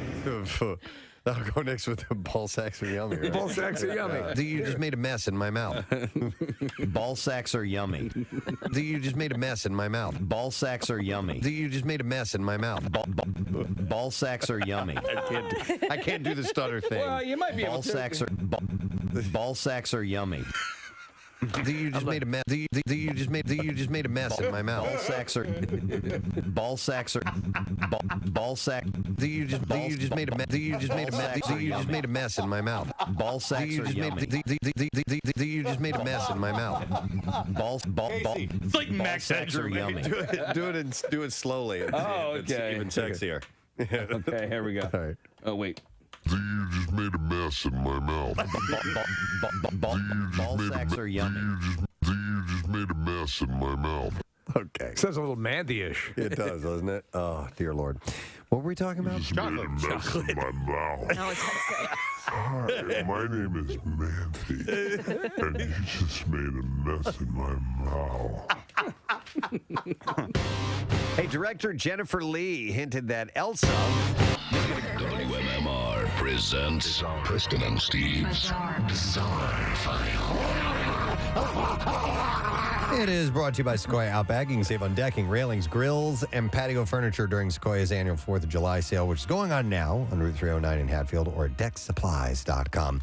A man is in custody after allegedly breaking into a sheriff's substation, stealing a marked police car, responding to a dispatch call, and then crashing the cruiser into the woods. So he sold the car and decided to play cop. He's going to play police officer. Yeah, yeah. So it happened early Monday Now morning. to the fire department. Deputies say Jeremiah Taylor burglarized the Park County Sheriff's substation and stole a marked patrol vehicle. Now all I have to do is become an Indian chief and an astronaut. At 3:27 a.m., the suspect overheard a call in Teller County broadcast over the police radio system and drove to that call. Okay. Deputies were made aware of the situation. They saw the vehicle. They headed towards it was headed towards them. They ordered the vehicle to stop, but Taylor drove away at a high speed. Roughly 2 hours later, the vehicle was seen, and deputies began to pursue Taylor. And during the chase, he was driving more than 100 miles an hour. So He was in hot pursuit. He didn't want to help the police out at all. And the vehicle crashed, and Taylor ran from the vehicle. Deputies located him in the woods where he had a knife and was not complying with commands. During the confrontation, deputies hit him with a taser. At least one shot was fired by a deputy. No deputies were hurt. Taylor was taken to the hospital with self-inflicted knife wounds. He now faces 8 charges related to this incident and is being investigated for several other crimes committed in the area shortly before he stole the police vehicle. You hear something this outlandish, and you have to believe drugs were involved at some level. I would think so. Kathy had the story in the news earlier this morning, but I'm going to repeat this. A 24-year-old woman allegedly being held hostage by a man she met online was saved after using Grubhub to alert a nearby cafe to call the police. The Chipper Truck Cafe in Yonkers, New York, revealed that they received an early morning order with an added note that was pleading for help. Sharing a photo of the note to Facebook, the establishment revealed that it read, "Please call the police. He's going to call me when you delivered. Come with the cones. Please don't make it obvious." So on Facebook, the restaurant wrote, "Our staff responded immediately. called the police, and she got saved. They said, I've often heard of this happening, but never thought that it would happen to us. Thankfully, we were open and able to help her. A big thank you to the police for the fast response. The workers who received the order quickly called the business owners, who told them to call the cops. According to police, the delivery is for a 24-year-old woman who was being held by a 32-year-old man that she met online. After meeting for the first time in person, the encounter turned violent. He allegedly sexually assaulted her. Jeez. And police say the suspect, Kimoy Royal, allowed her to use a phone to order food, placing the order at 5 a.m. for a breakfast sandwich and hamburger. When he opened the door for the food, it was the police instead.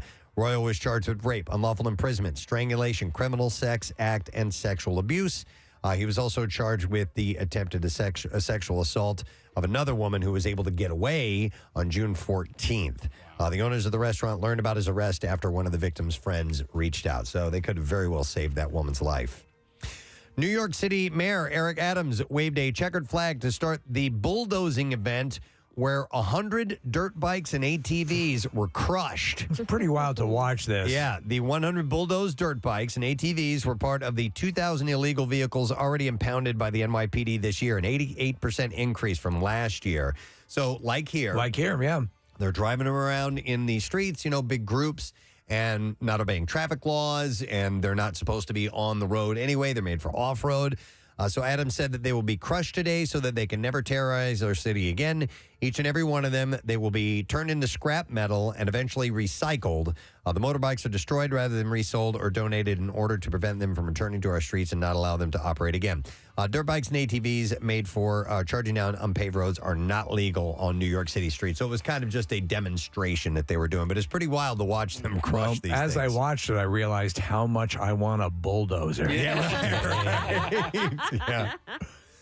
This is sad news. It was a pet rescue attempt that went all wrong on Sunday. Police say 40-year-old Dmitry Alexei drowned while trying to save his parrot, which had flown into the retention pond behind his apartment building. Oh, man. Police say no foul play is suspected, but it's unclear how the parrot, which did survive, ended up in the pond with Alexei trying to save it. His friend said that he worked as an electrical lineman.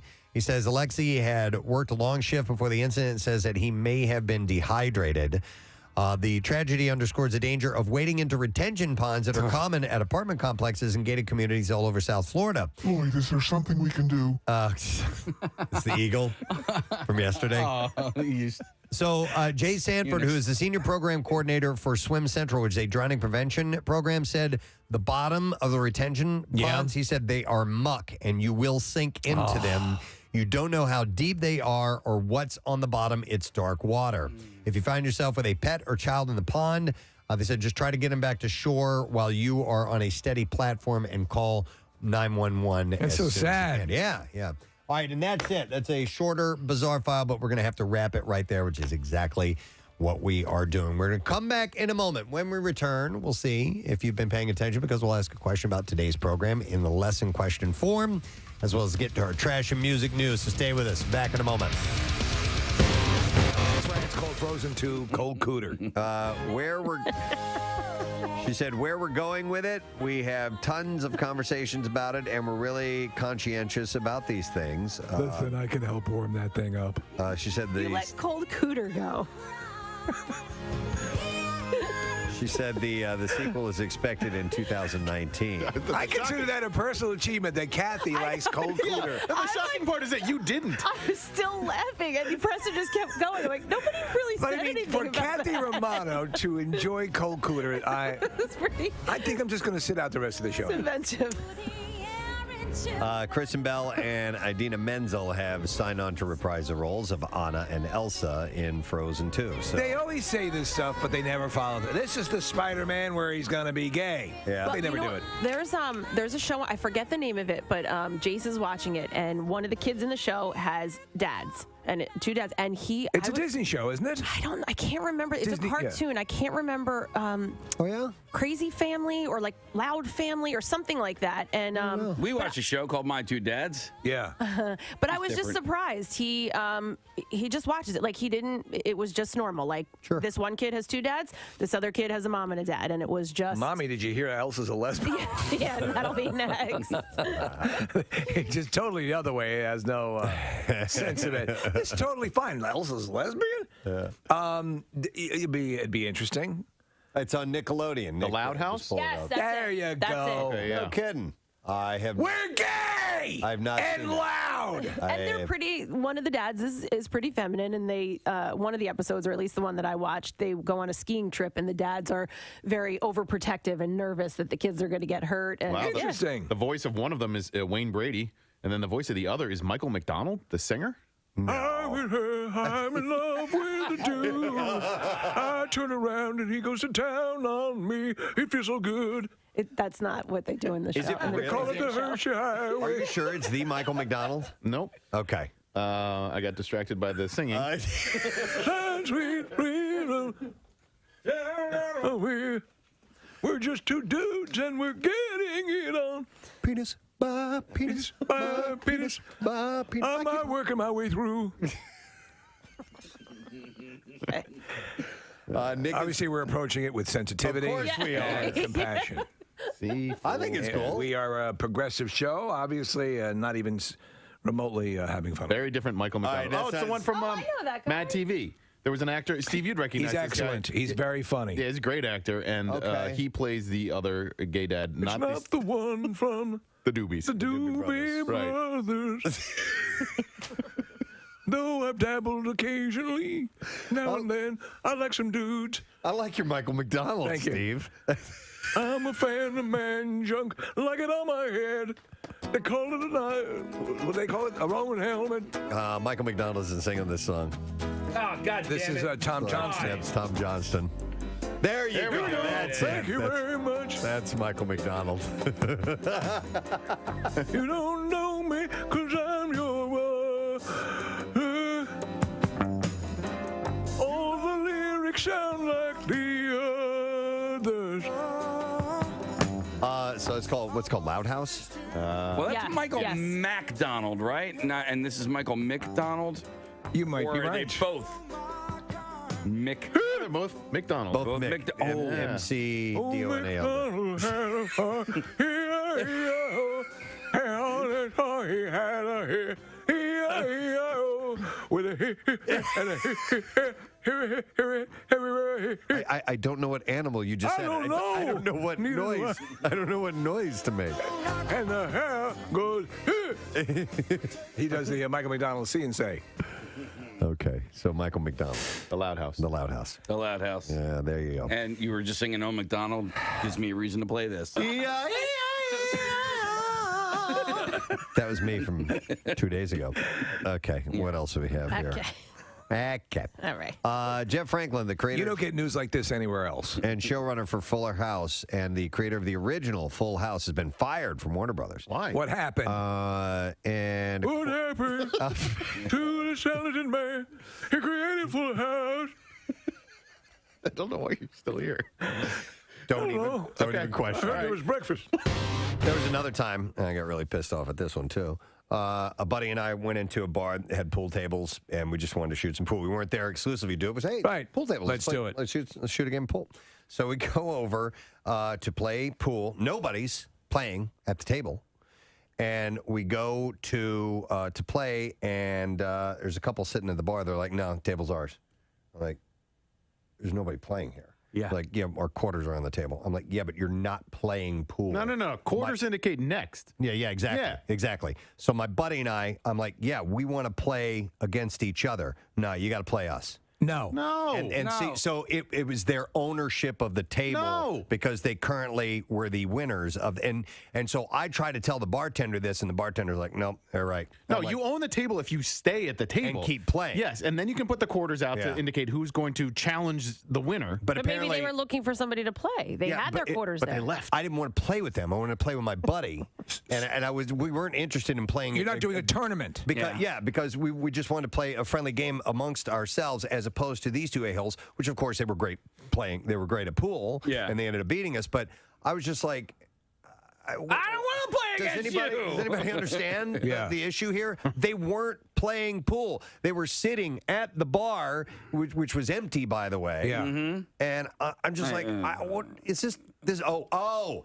This is what you do. Yeah. Oh, you guys are a bunch of This is dicks. what you do. You should have done the thing that this is your thing that the Joker does in The Dark Knight and break it in half. And I know we're having tryouts. I think I have a good idea. Ask me how I got these scars. My wife was always sad.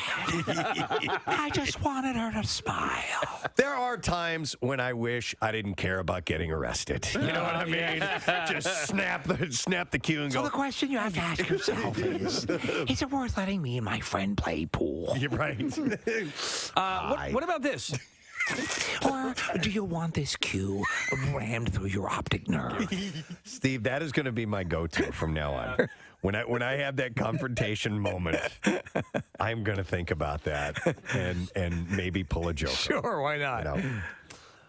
Is it the scars? Scars. Are they bothering you? Just wanted her to smile. I love it. But some people did have to make a night of it on Friday. And one of the stories that we didn't get a chance to hear was from our intern, Christy, because she was up at the Cardboard Classic with us and made a break for it on Friday after the Cardboard Classic. And we heard, now I've already heard the story, but I'll let her tell you I haven't, that she ended up having to stay with a stranger, that a stranger took her in, is what I heard. Right. So I started asking her about it. I'm like, we should hear this story on the air. So, Christy, you left. Did you leave right after the sledding was done and try to head home? Yeah, I left there was like 2 sleds to go, so we just headed out trying to get out of there. And what time? What time would you say? Because when I left, I went up to the bar after and hung out for a little bit. I left around 1 o'clock. You had to leave around 12:15. 12:15. Yeah. Okay. Probably that. Okay. Yeah. So I got back to the hotel, checked out, started my car, went to the bathroom, all that stuff, and then so I started to leave, and right as I'm leaving, a fire truck must have like exploded or something. Exploded? Onto the road. It just tipped over. Someone said that they were going like 90 miles an hour down the road, and there was they weren't clear. You don't exaggerate much, do you? It went from exploded to tipped over to 90 miles an hour. No, someone did say it was 90 miles It was an hour. okay. Not even the most finely tuned vehicle could travel down that road at 90 Well, it was traveling at 9 miles an hour because it had exploded and it was flying forward, Preston. Got it. Okay, so anyhow. Exactly. Yeah. Right. So there was no getting down the road, essentially. So there was an atomic bomb blast. Yes.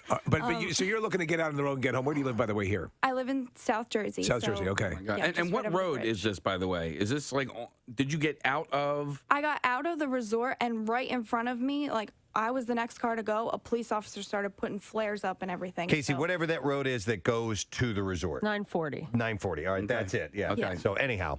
So they were redirecting traffic up this hill. It was like the steepest hill I'd ever seen in my life. There are a lot of them there, yeah. And trying to drive up, I make it maybe halfway up, and I start rolling backwards. And I don't know what to do. I've never driven in these conditions before. So I'm just sitting there. These people come up to me and said, we'll push you up the hill. We don't really know what we're doing, but we'll push you up the hill. So I'm like, all right, you know better than me. And then this woman comes out of like the thicket. And she just comes walking out of the woods. It appears to me that she was coming out. It appeared that she was coming out of the woods. She, I did learn that she had parked her car up there, and she lived on this really steep hill. It was like a development of houses, and she says, "Can I get into your car and I'll help you?" and she helps me, and she can't get my car up the hill. So So she gets behind the wheel. She Yes. gets behind the wheel. Because she's done this before. Or we Yes. assume because she lives next to this stinking hill. Yes, Okay. so she knows what she's doing, but my car is an old person car, so we're not going to get up the hill. So she decides to reverse down the hill, and as she's doing that, I kind of, I'm really grateful for her, and I'm thankful that she helped me. But I kind of start to realize that she reeks of alcohol. Oh boy. So, seriously? Man. Yeah. So I was like, And it's noon. all right, well, like the cardboard class is going on. Maybe she was like, there, and maybe she was not there. But she was thirsty, right? She was thirsty, and she goes, "Is this your coffee or mine?" And I said, "That's mine." And she just proceeded to drink it anyway. She just picked up a coffee and started drinking it. Okay, I didn't know that this is where the story was going. Okay. Yes. So At any point did she call you a dirty bird? no. we Dude, didn't get that's there. what I thought immediately. Misery. All right, go ahead. Seriously. Well, I need to jump. What's your name, Annie? Was this right near the lake by any chance? It Or might have been, right near like Split Rock? There's another lodge. yeah, it was right near the lodge. Okay, I was so about a minute walk from there. I know this hill. Nick, this is the hill that you and I went down. Yeah, that's where the fire truck that was. we had to Yeah. traverse. That it exploded earlier. Down. Yeah, going 90 miles an hour. It was scary going down the hill, not even going up the hill. That's okay. So I know exactly. but you where this potentially is. have you have someone who's potentially drunk sitting at the wheel of your car trying to help. But you're thankful Drinking her for it. I'm thankful Drinking your for coffee. her. Yeah. Yes, and At least she offered to help. I let her have the coffee, obviously, and but she was helping me. I didn't know what else to do. And nice. she gets my car down the hill, You have any birth control? and then we end up in a ditch on like the side because the sides of the hill are like divoted down. Right. Yeah. So we end up on the side of the hill. Someone pushes my car out, and I'm like, okay, I'm not driving anymore. I'm gonna end up in a ditch somewhere else alone. So she invites me back to her house. Let me ask you this. Hang on real quick. Did it end up in the ditch with her behind the wheel? It did. Yeah. Oh, my God. Okay. All right, go ahead. That's when I was like, all right, she needs to get up. Here, out let me from help behind you. I'm the going to wheel. run you into a ditch. Yep. So I go back to her house with her, and So you guys had to walk there. You had to walk to her house. You had to go through the thicket again. How far? Okay. She just lived at the top of the hill, so we were Okay. able to walk. It was like less than a minute walk. Okay. And we get into her house, and things start getting weird. She starts telling me her boyfriend doesn't believe her, that she couldn't leave to come see him, so she makes me call him and tell him that I had been lost and I needed help, so that's why she can't go see him. And there's all these snow conditions. How old is she? About? She had to have been maybe. Calling in. The trash business is a gold mine. 93.3 WMMR with Preston and Steve's Hollywood Trash. All right, brought to you this morning by Dry Tech Waterproofing Solutions. You can protect your home from water damage, cracks in your foundation, and mold with Dry Tech Waterproofing Solutions. Preston and Steve listeners, you get 15% off when you mention our show. Just go to drytechcorp.com. What's going on, Steve? Well, producer Brooklyn Bagwell describing the exact kind of people they want for the new season of 90 Day Fiancé. Bagwell says they must be truly romantic in their hearts and oxygen deprived in their brains. Oh my God. Fans of Hulu's Kardashians series are furious because it appears they faked a scene for the season finale. Viewers immediately became suspicious when the Kardashians appeared sincere and intelligent. Chris Brown speaking out in response to people constantly comparing him to Michael Jackson. Brown says if they're talking talent, he's flattered, but less so if they're addressing showing boys your butthole. Oh, my God. That's your Hollywood trash. You're number 7. Wow. All right, let's see if we can... See if we can get an answer to the lesson question. Who will be covering Kate Bush's Running Up That Hill in the Stranger Things season finale? 215-263-WMMR, the number. And I will go to Sean. Hey, Sean. Mark. Yeah. Thank you. Yeah. Thank you for that, Sean. All right, who's going to be covering Running Up That Hill? That would be President Bush. President Bush, yes. Hold on a moment, Sean. Got yourself a pair of tickets to see To Kill a Mock. Yeah. Ingbird at the Academy of Music on July 13th at 7:30 p.m. And the show runs from July 12th through July 24th. Get tickets at kimmelculturalcampus.org. Now, Preston and Steve's Music News on 93.3 WMMR. It's brought to you by Everfresh Juices and Juice Drinks. There's an Everfresh juice for every occasion with over 40 flavors to choose from, including their premier apple juice line with your favorite apple to eat. Now available in a bottle to drink. Weezer is Broadway bound. What? The band will have a 5-show residency at the Broadway Theater this September in support of their Sins project, their collection of 4 EPs. It's not Sins, it's Seasons. Sorry. Matching each season. The residency will kick off on September 13th with songs from the spring album. Subsequent nights will feature summer, autumn, winter, and will conclude with the season's encore on September 18th. So it's not a Broadway show. It's just a concert that they're playing on Broadway. Interesting. And it's a residency, so it's going to be 5 of them. Tickets go on sale tomorrow for that, by the way. Former Evanescence guitarist Jen Majura says that she thought, they thought the recent, or wait a minute. Is it Jen? She? This says that she thought his recent dismissal from the band was initially a joke. Now, I don't know a whole lot about Evanescence. I'm just a simple man. So I want to see if we have this correct. Yeah, I think it's a her, isn't it? Yes, her. All right, I want to make sure I get her gender correct. So anyhow, hell. She thought it was initially a joke. She said, first of all, I was like, is this a bad joke? And I remember after I got the news, I hung up and I had this halfway in between my studio and living room. I just laid there, or this hallway, I'm sorry. I just laid there on the floor, staring at the ceiling, wondering what was and what that was, and literally looking over to my suitcase that I've already started packing because it was 2 weeks. We were going to go out on the road until pretty much the end of the year. So she was completely caught out of left field, as they say. The original release, I guess the press release seemed to indicate that it was, okay, we're going to go our separate ways. It kind of did but it sound was like not that at all, was it? Yep. When asked about how she felt about leaving the band, she said, I believe, honestly, that's like, what? 3 weeks now, and since I got the news, and I'm still in this blurry, oblivious momentum, I guess. Thing sucks. I guess I'm still in shock, she said, kind of because, after being married 6 years, all of a sudden you're divorced. She said, I'm hurt, and I'm still in this blurry confusion of what just happened. She revealed that she received some big offers from other bands, but would like to consider them just now, not yet. That is kind of weird. So was there, I'm not that familiar with the inner workings of the band and if there was any issue prior to this. Nah, I don't know anything. No. So maybe we'll find out. Maybe he knows. I don't know. The one guy who can't tell us is the one guy who knows. Yeah, he's laughing about it. But he makes his ears twirl.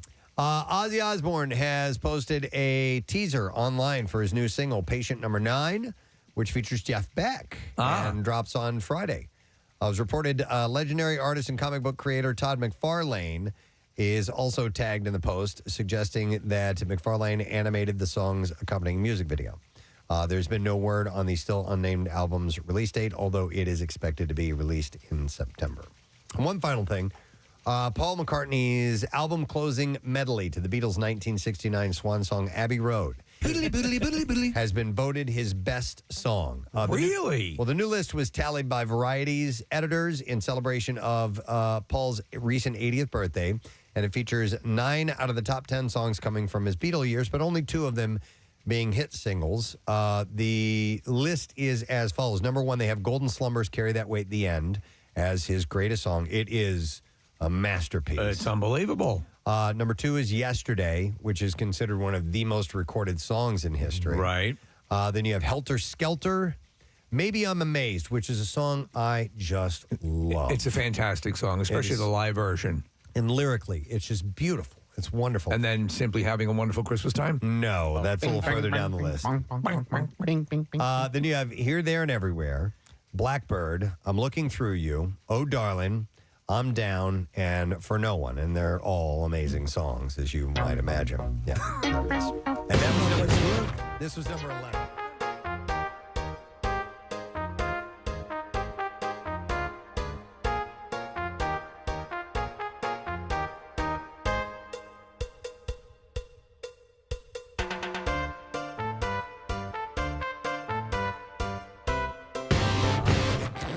Chip off the old block. Absolutely. No, this is beautiful. Listen to this. To lead a better life, I need my love to be here. My love. Whoa. Yeah. Okay. Here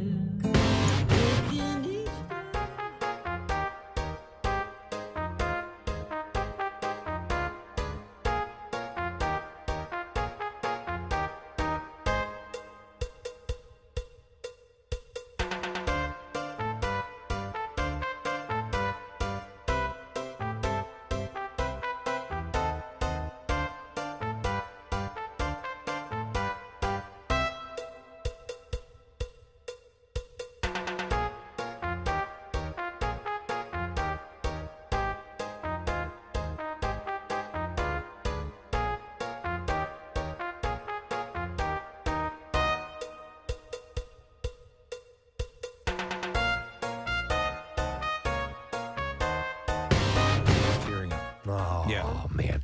I was going to, when Rochelle and I were getting married and we were trying to choose our song, our first dance song, I had thought about that one. I thought it hit all the right notes. Beautiful. You went with Boogie Wonderland instead. No, I didn't. But that's more that's just more of a man's perspective of a woman. And I thought I wanted something that was coming from both sides. And so we settled with Boogie Wonderland. Wait, I wasn't doing Boogie Wonderland. Boogie Wonderland. Yeah. Hey. What were you what? Mine, I think mine might have been Badia, whatever the song that is. Oh, yeah. Do you remember? September. Yeah. No, that's different. That now, I'm sure that did get played at our wedding because it's played at every wedding reception ever. Yeah. And why wouldn't it be? Because it's awesome. Uh-huh. But it was almost this. Yeah.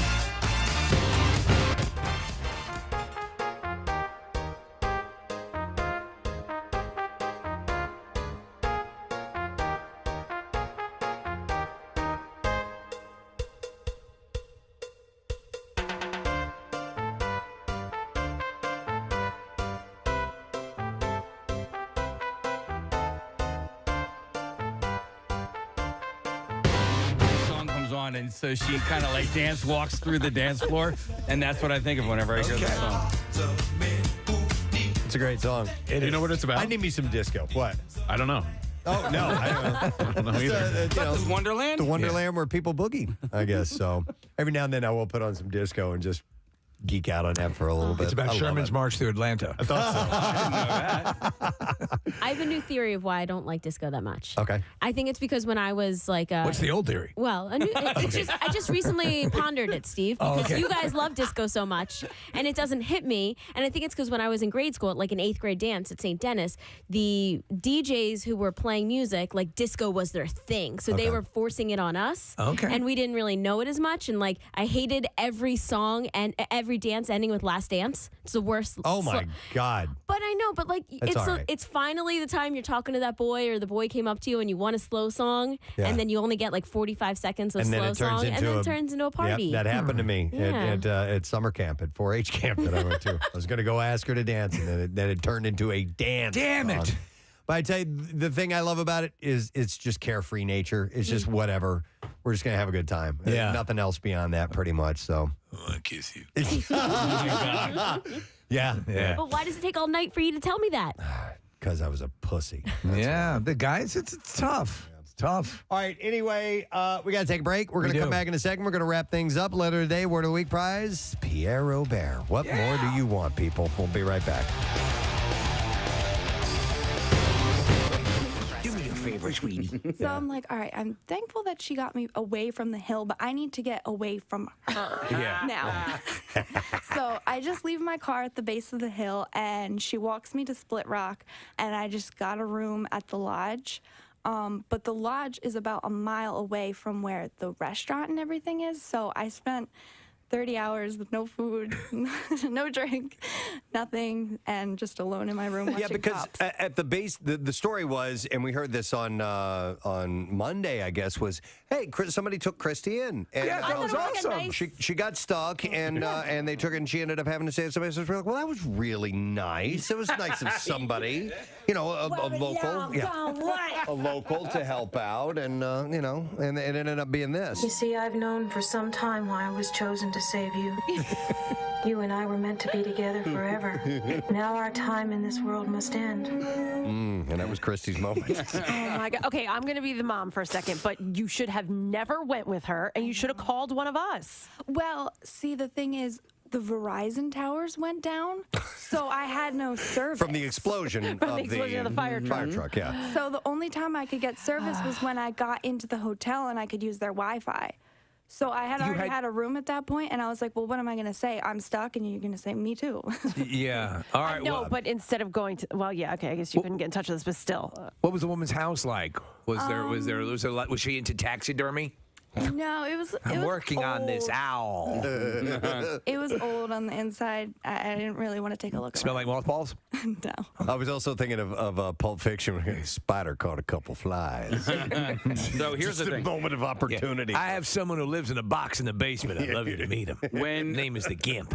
When Nick and I were going down this hill, there was a car that was trying to go up the hill. That lady was out of her car. And it was a like a light colored, maybe like silver Toyota something or other. Did that lady yell at you? No, she yelled at me. Did she really? About Why? What? Yeah, well, because she didn't want me to go any further because of the fire. I'm not exaggerating. Because of the fire truck that was on its side down that hill, and she was warning me, but she was doing it in a shocking, sort of half-hinged kind of a manner. And I was like, all right, I got think it was the same woman? I'm wondering. Okay. Was she wearing a red sweatshirt? I don't remember what she was wearing, but I'm not talking about that. Was she wearing a red sweatshirt that said Archie Bunker for president? That was on Nick. That was on Lake Drive or whatever. The hill I'm talking about that you were stuck on, I believe, was Estate. Yeah, that's what it was called, Estates Drive or whatever. Wow. So how long? So when you got into the house, how long were you in the house? Maybe like an hour. An hour? Oh, you were there that long? Because I didn't know what Want to to watch do. my stories with me? What were you? Yeah. What were you guys talking about after you got off the phone with her boyfriend?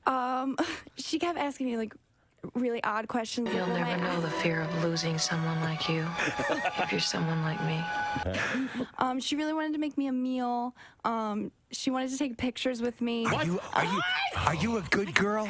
Are you a good girl? She just wanted to like document the moment that like she had saved someone. This is sounding very similar to the Hawaii trip, Preston. Somebody was texting in and asked if there were swords on the wall. Yeah, it could have gone that way if she didn't leave. I don't want to be forward, but I can see your dirty pillows.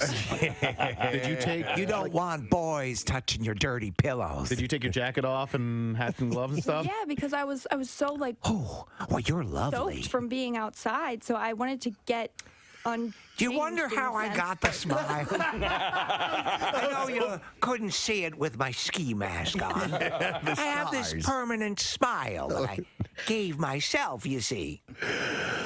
And so you were there. Could you call my boyfriend? So you're there about an hour and a half. Yeah. Holy Jesus Christ! You must have thought at some point, I'm going to die. I'm going to get murdered by this person. Me and Nick just drove right past you. You didn't know that probably at the same. Yes, they were. What time did you guys leave? After her. Yeah. How long after her? I left around 12:30, 12:45. Did you go up that hill? No, I didn't go that way. All right. Yeah, I went all the way around and then ended up finding where Casey was. They ended up coming the opposite way, so they were going down the hill. She was going up the hill. I was trying to get back to the turnpike on the south side of Dead Boulder. I felt pretty bad because on my way back to Jack Frost, after I tried to get on the Northeast Extension, I came back and I'm coming through the entrance, and there was a white, I don't know if it was like a Suburban or something like that, that was in a ditch, so far so that it was laying on its side. I saw that. Did you see it? Yeah, I saw it too. I came upon it, Kathy, and Seattle, Hong Kong. No, I came upon it, Kathy. It must have been shortly after the windshield wipers were still going. They had flashers on. Wow. And I couldn't stop. I wanted to help, but I'm like, if I stop, I'll get stuck too, and it's just going to make the problem worse. So I just See you later! Good luck! I felt so bad, but I thought that I would. That's when the wood split. Oh, she's got it. Yeah. I thought that it would compact the problem if I stopped, and then the next day when we checked out and left, it was still sitting there. Yeah. So I'm like, okay, I wouldn't have been able to done anything anyway. That thing was fully on its side. What could you Was have there done? anybody in it? Because when I passed it, I don't know. There were people helping someone out of it. So Yeah. there was like I guess Jack Frost security or somebody was assisting. There had to have been somebody still. Wait, did you go back to the resort? No. No, this was on the way to the resort. Oh, because there was This another is across the highway. There was another vehicle, a similar vehicle on its side, exactly as you're describing. Okay, but the wipers were still on, the lights were, the flashes were on, so it was still running. So people were probably inside of it. When you were going through the wallet, yeah. I just. I had to make a decision. Some money, credit cards. Quickly, and I decided to keep going. Nice. Yeah. New app, new iPhone. Wow. Well, that's interesting. It's. I'm glad you got out of there, though, Christy. Me too. I could see you, yeah. It sounded pretty bizarre. Are you a good girl? Yeah. Oh my God! Don't do that ever again. Yeah. Did you get her number at least? I did, yeah. She wanted me to text her when I got home, but I didn't because I was afraid she was call her? Hi, Christy. It's me from the mountain. You remember me? Her name was Mary, by the way. Mary's Yeah. the name. I wonder if she remembers. Yeah. Oh, yeah. Well, she documented pictures and everything. No, we did not take pictures. I refused. Really? So what, was she looking for a selfie or was she going to pose you? Well, she wanted to take a selfie outside, but I had already taken my shoes off at that point. I was like, oh, it's too much to put my shoes back on. I'm sorry. Oh, okay. That's how you cover it. Oh, that's the way it's going to be. Uh-huh. Well, all right. Well, cool. Are you gonna, now, you said you're not used to driving in the snow. You know what's funny is the thing you said to me this morning. You go, I'm from New Jersey. I don't know how to drive in the snow. I'm like, what the hell are you talking about? It snows all the time here in the winter. Well, I just meant How old are you? Up 23. Okay. I just meant like up in mountain snow. I could drive in New Jersey snow. New Jersey snow, not mountain snow. Okay. Because New Jersey snow has jug handles and mountain snow doesn't. Exactly. Yeah, it's much easier. All right, thank you, intern Christy, with her story of survival in the Poconos on Friday during a nor'easter. You know her experience is psycho. Yeah, exactly. In yet another case of medical negligence, in India, the severed leg of a victim was allegedly used at Maharani Medical College as a pillow to prop up the man. What? This is amazing what's going on here. When you're traveling, you have your junk in a tuna can, and now human limbs are being used as pillows. The victim claimed... I sort of missed the iguana story. That hospital staff used his amputated leg under his head as a pillow. Does that feel better? After the case came to light, thank you. The college principal assured strict action against those found guilty. She said he was given immediate medical aid. The doctor looked for something to raise his head. First, I created my pillow. Now, my leg. A revolution in sleeping. You're going to love it. For the best sleep in the whole wide world, visit myleg.com. That was pretty damn good, guys. Thank you. You're going to love it. The leg contours to your head. So the doctor looked for something to raise his head. Patients, there was nothing around like a new shirt something? you could wad up or something. A shirt? Hey, so Preston had thrown out the stat in the last 4 seasons. Villanova's won more games than any other program in America with 129 wins. And you're... go ahead. Only one camp out for Cahunger shootout. There we go. That stat is missing from the page. Still gnawing at me. There's always next year, man. There's always next year. I got to tell you, impressive. Perhaps you can clarify this. There's another stat on this page we have here. Apparently, Coach, you're the most well-endowed head coach for 16 seasons standing. No. Am I reading that correctly? No. He's been Villanova's William J. Finneran endowed head coach. Oh, you skipped a few words. I'm sorry. Very different. I misread that. I apologize. I mean, he's everything. He's probably that too. I guess those extra words make it different. You are officially out of your mind. It's William Finneran endowed, not well. Oh, I'm sorry, I misread that. Endowed. You know what? There's a number of prestigious programs that have endowed coaching positions, and I've never heard that. Close on the Preston Steve Show with Bullet with Butterfly Wings. It's 10:52.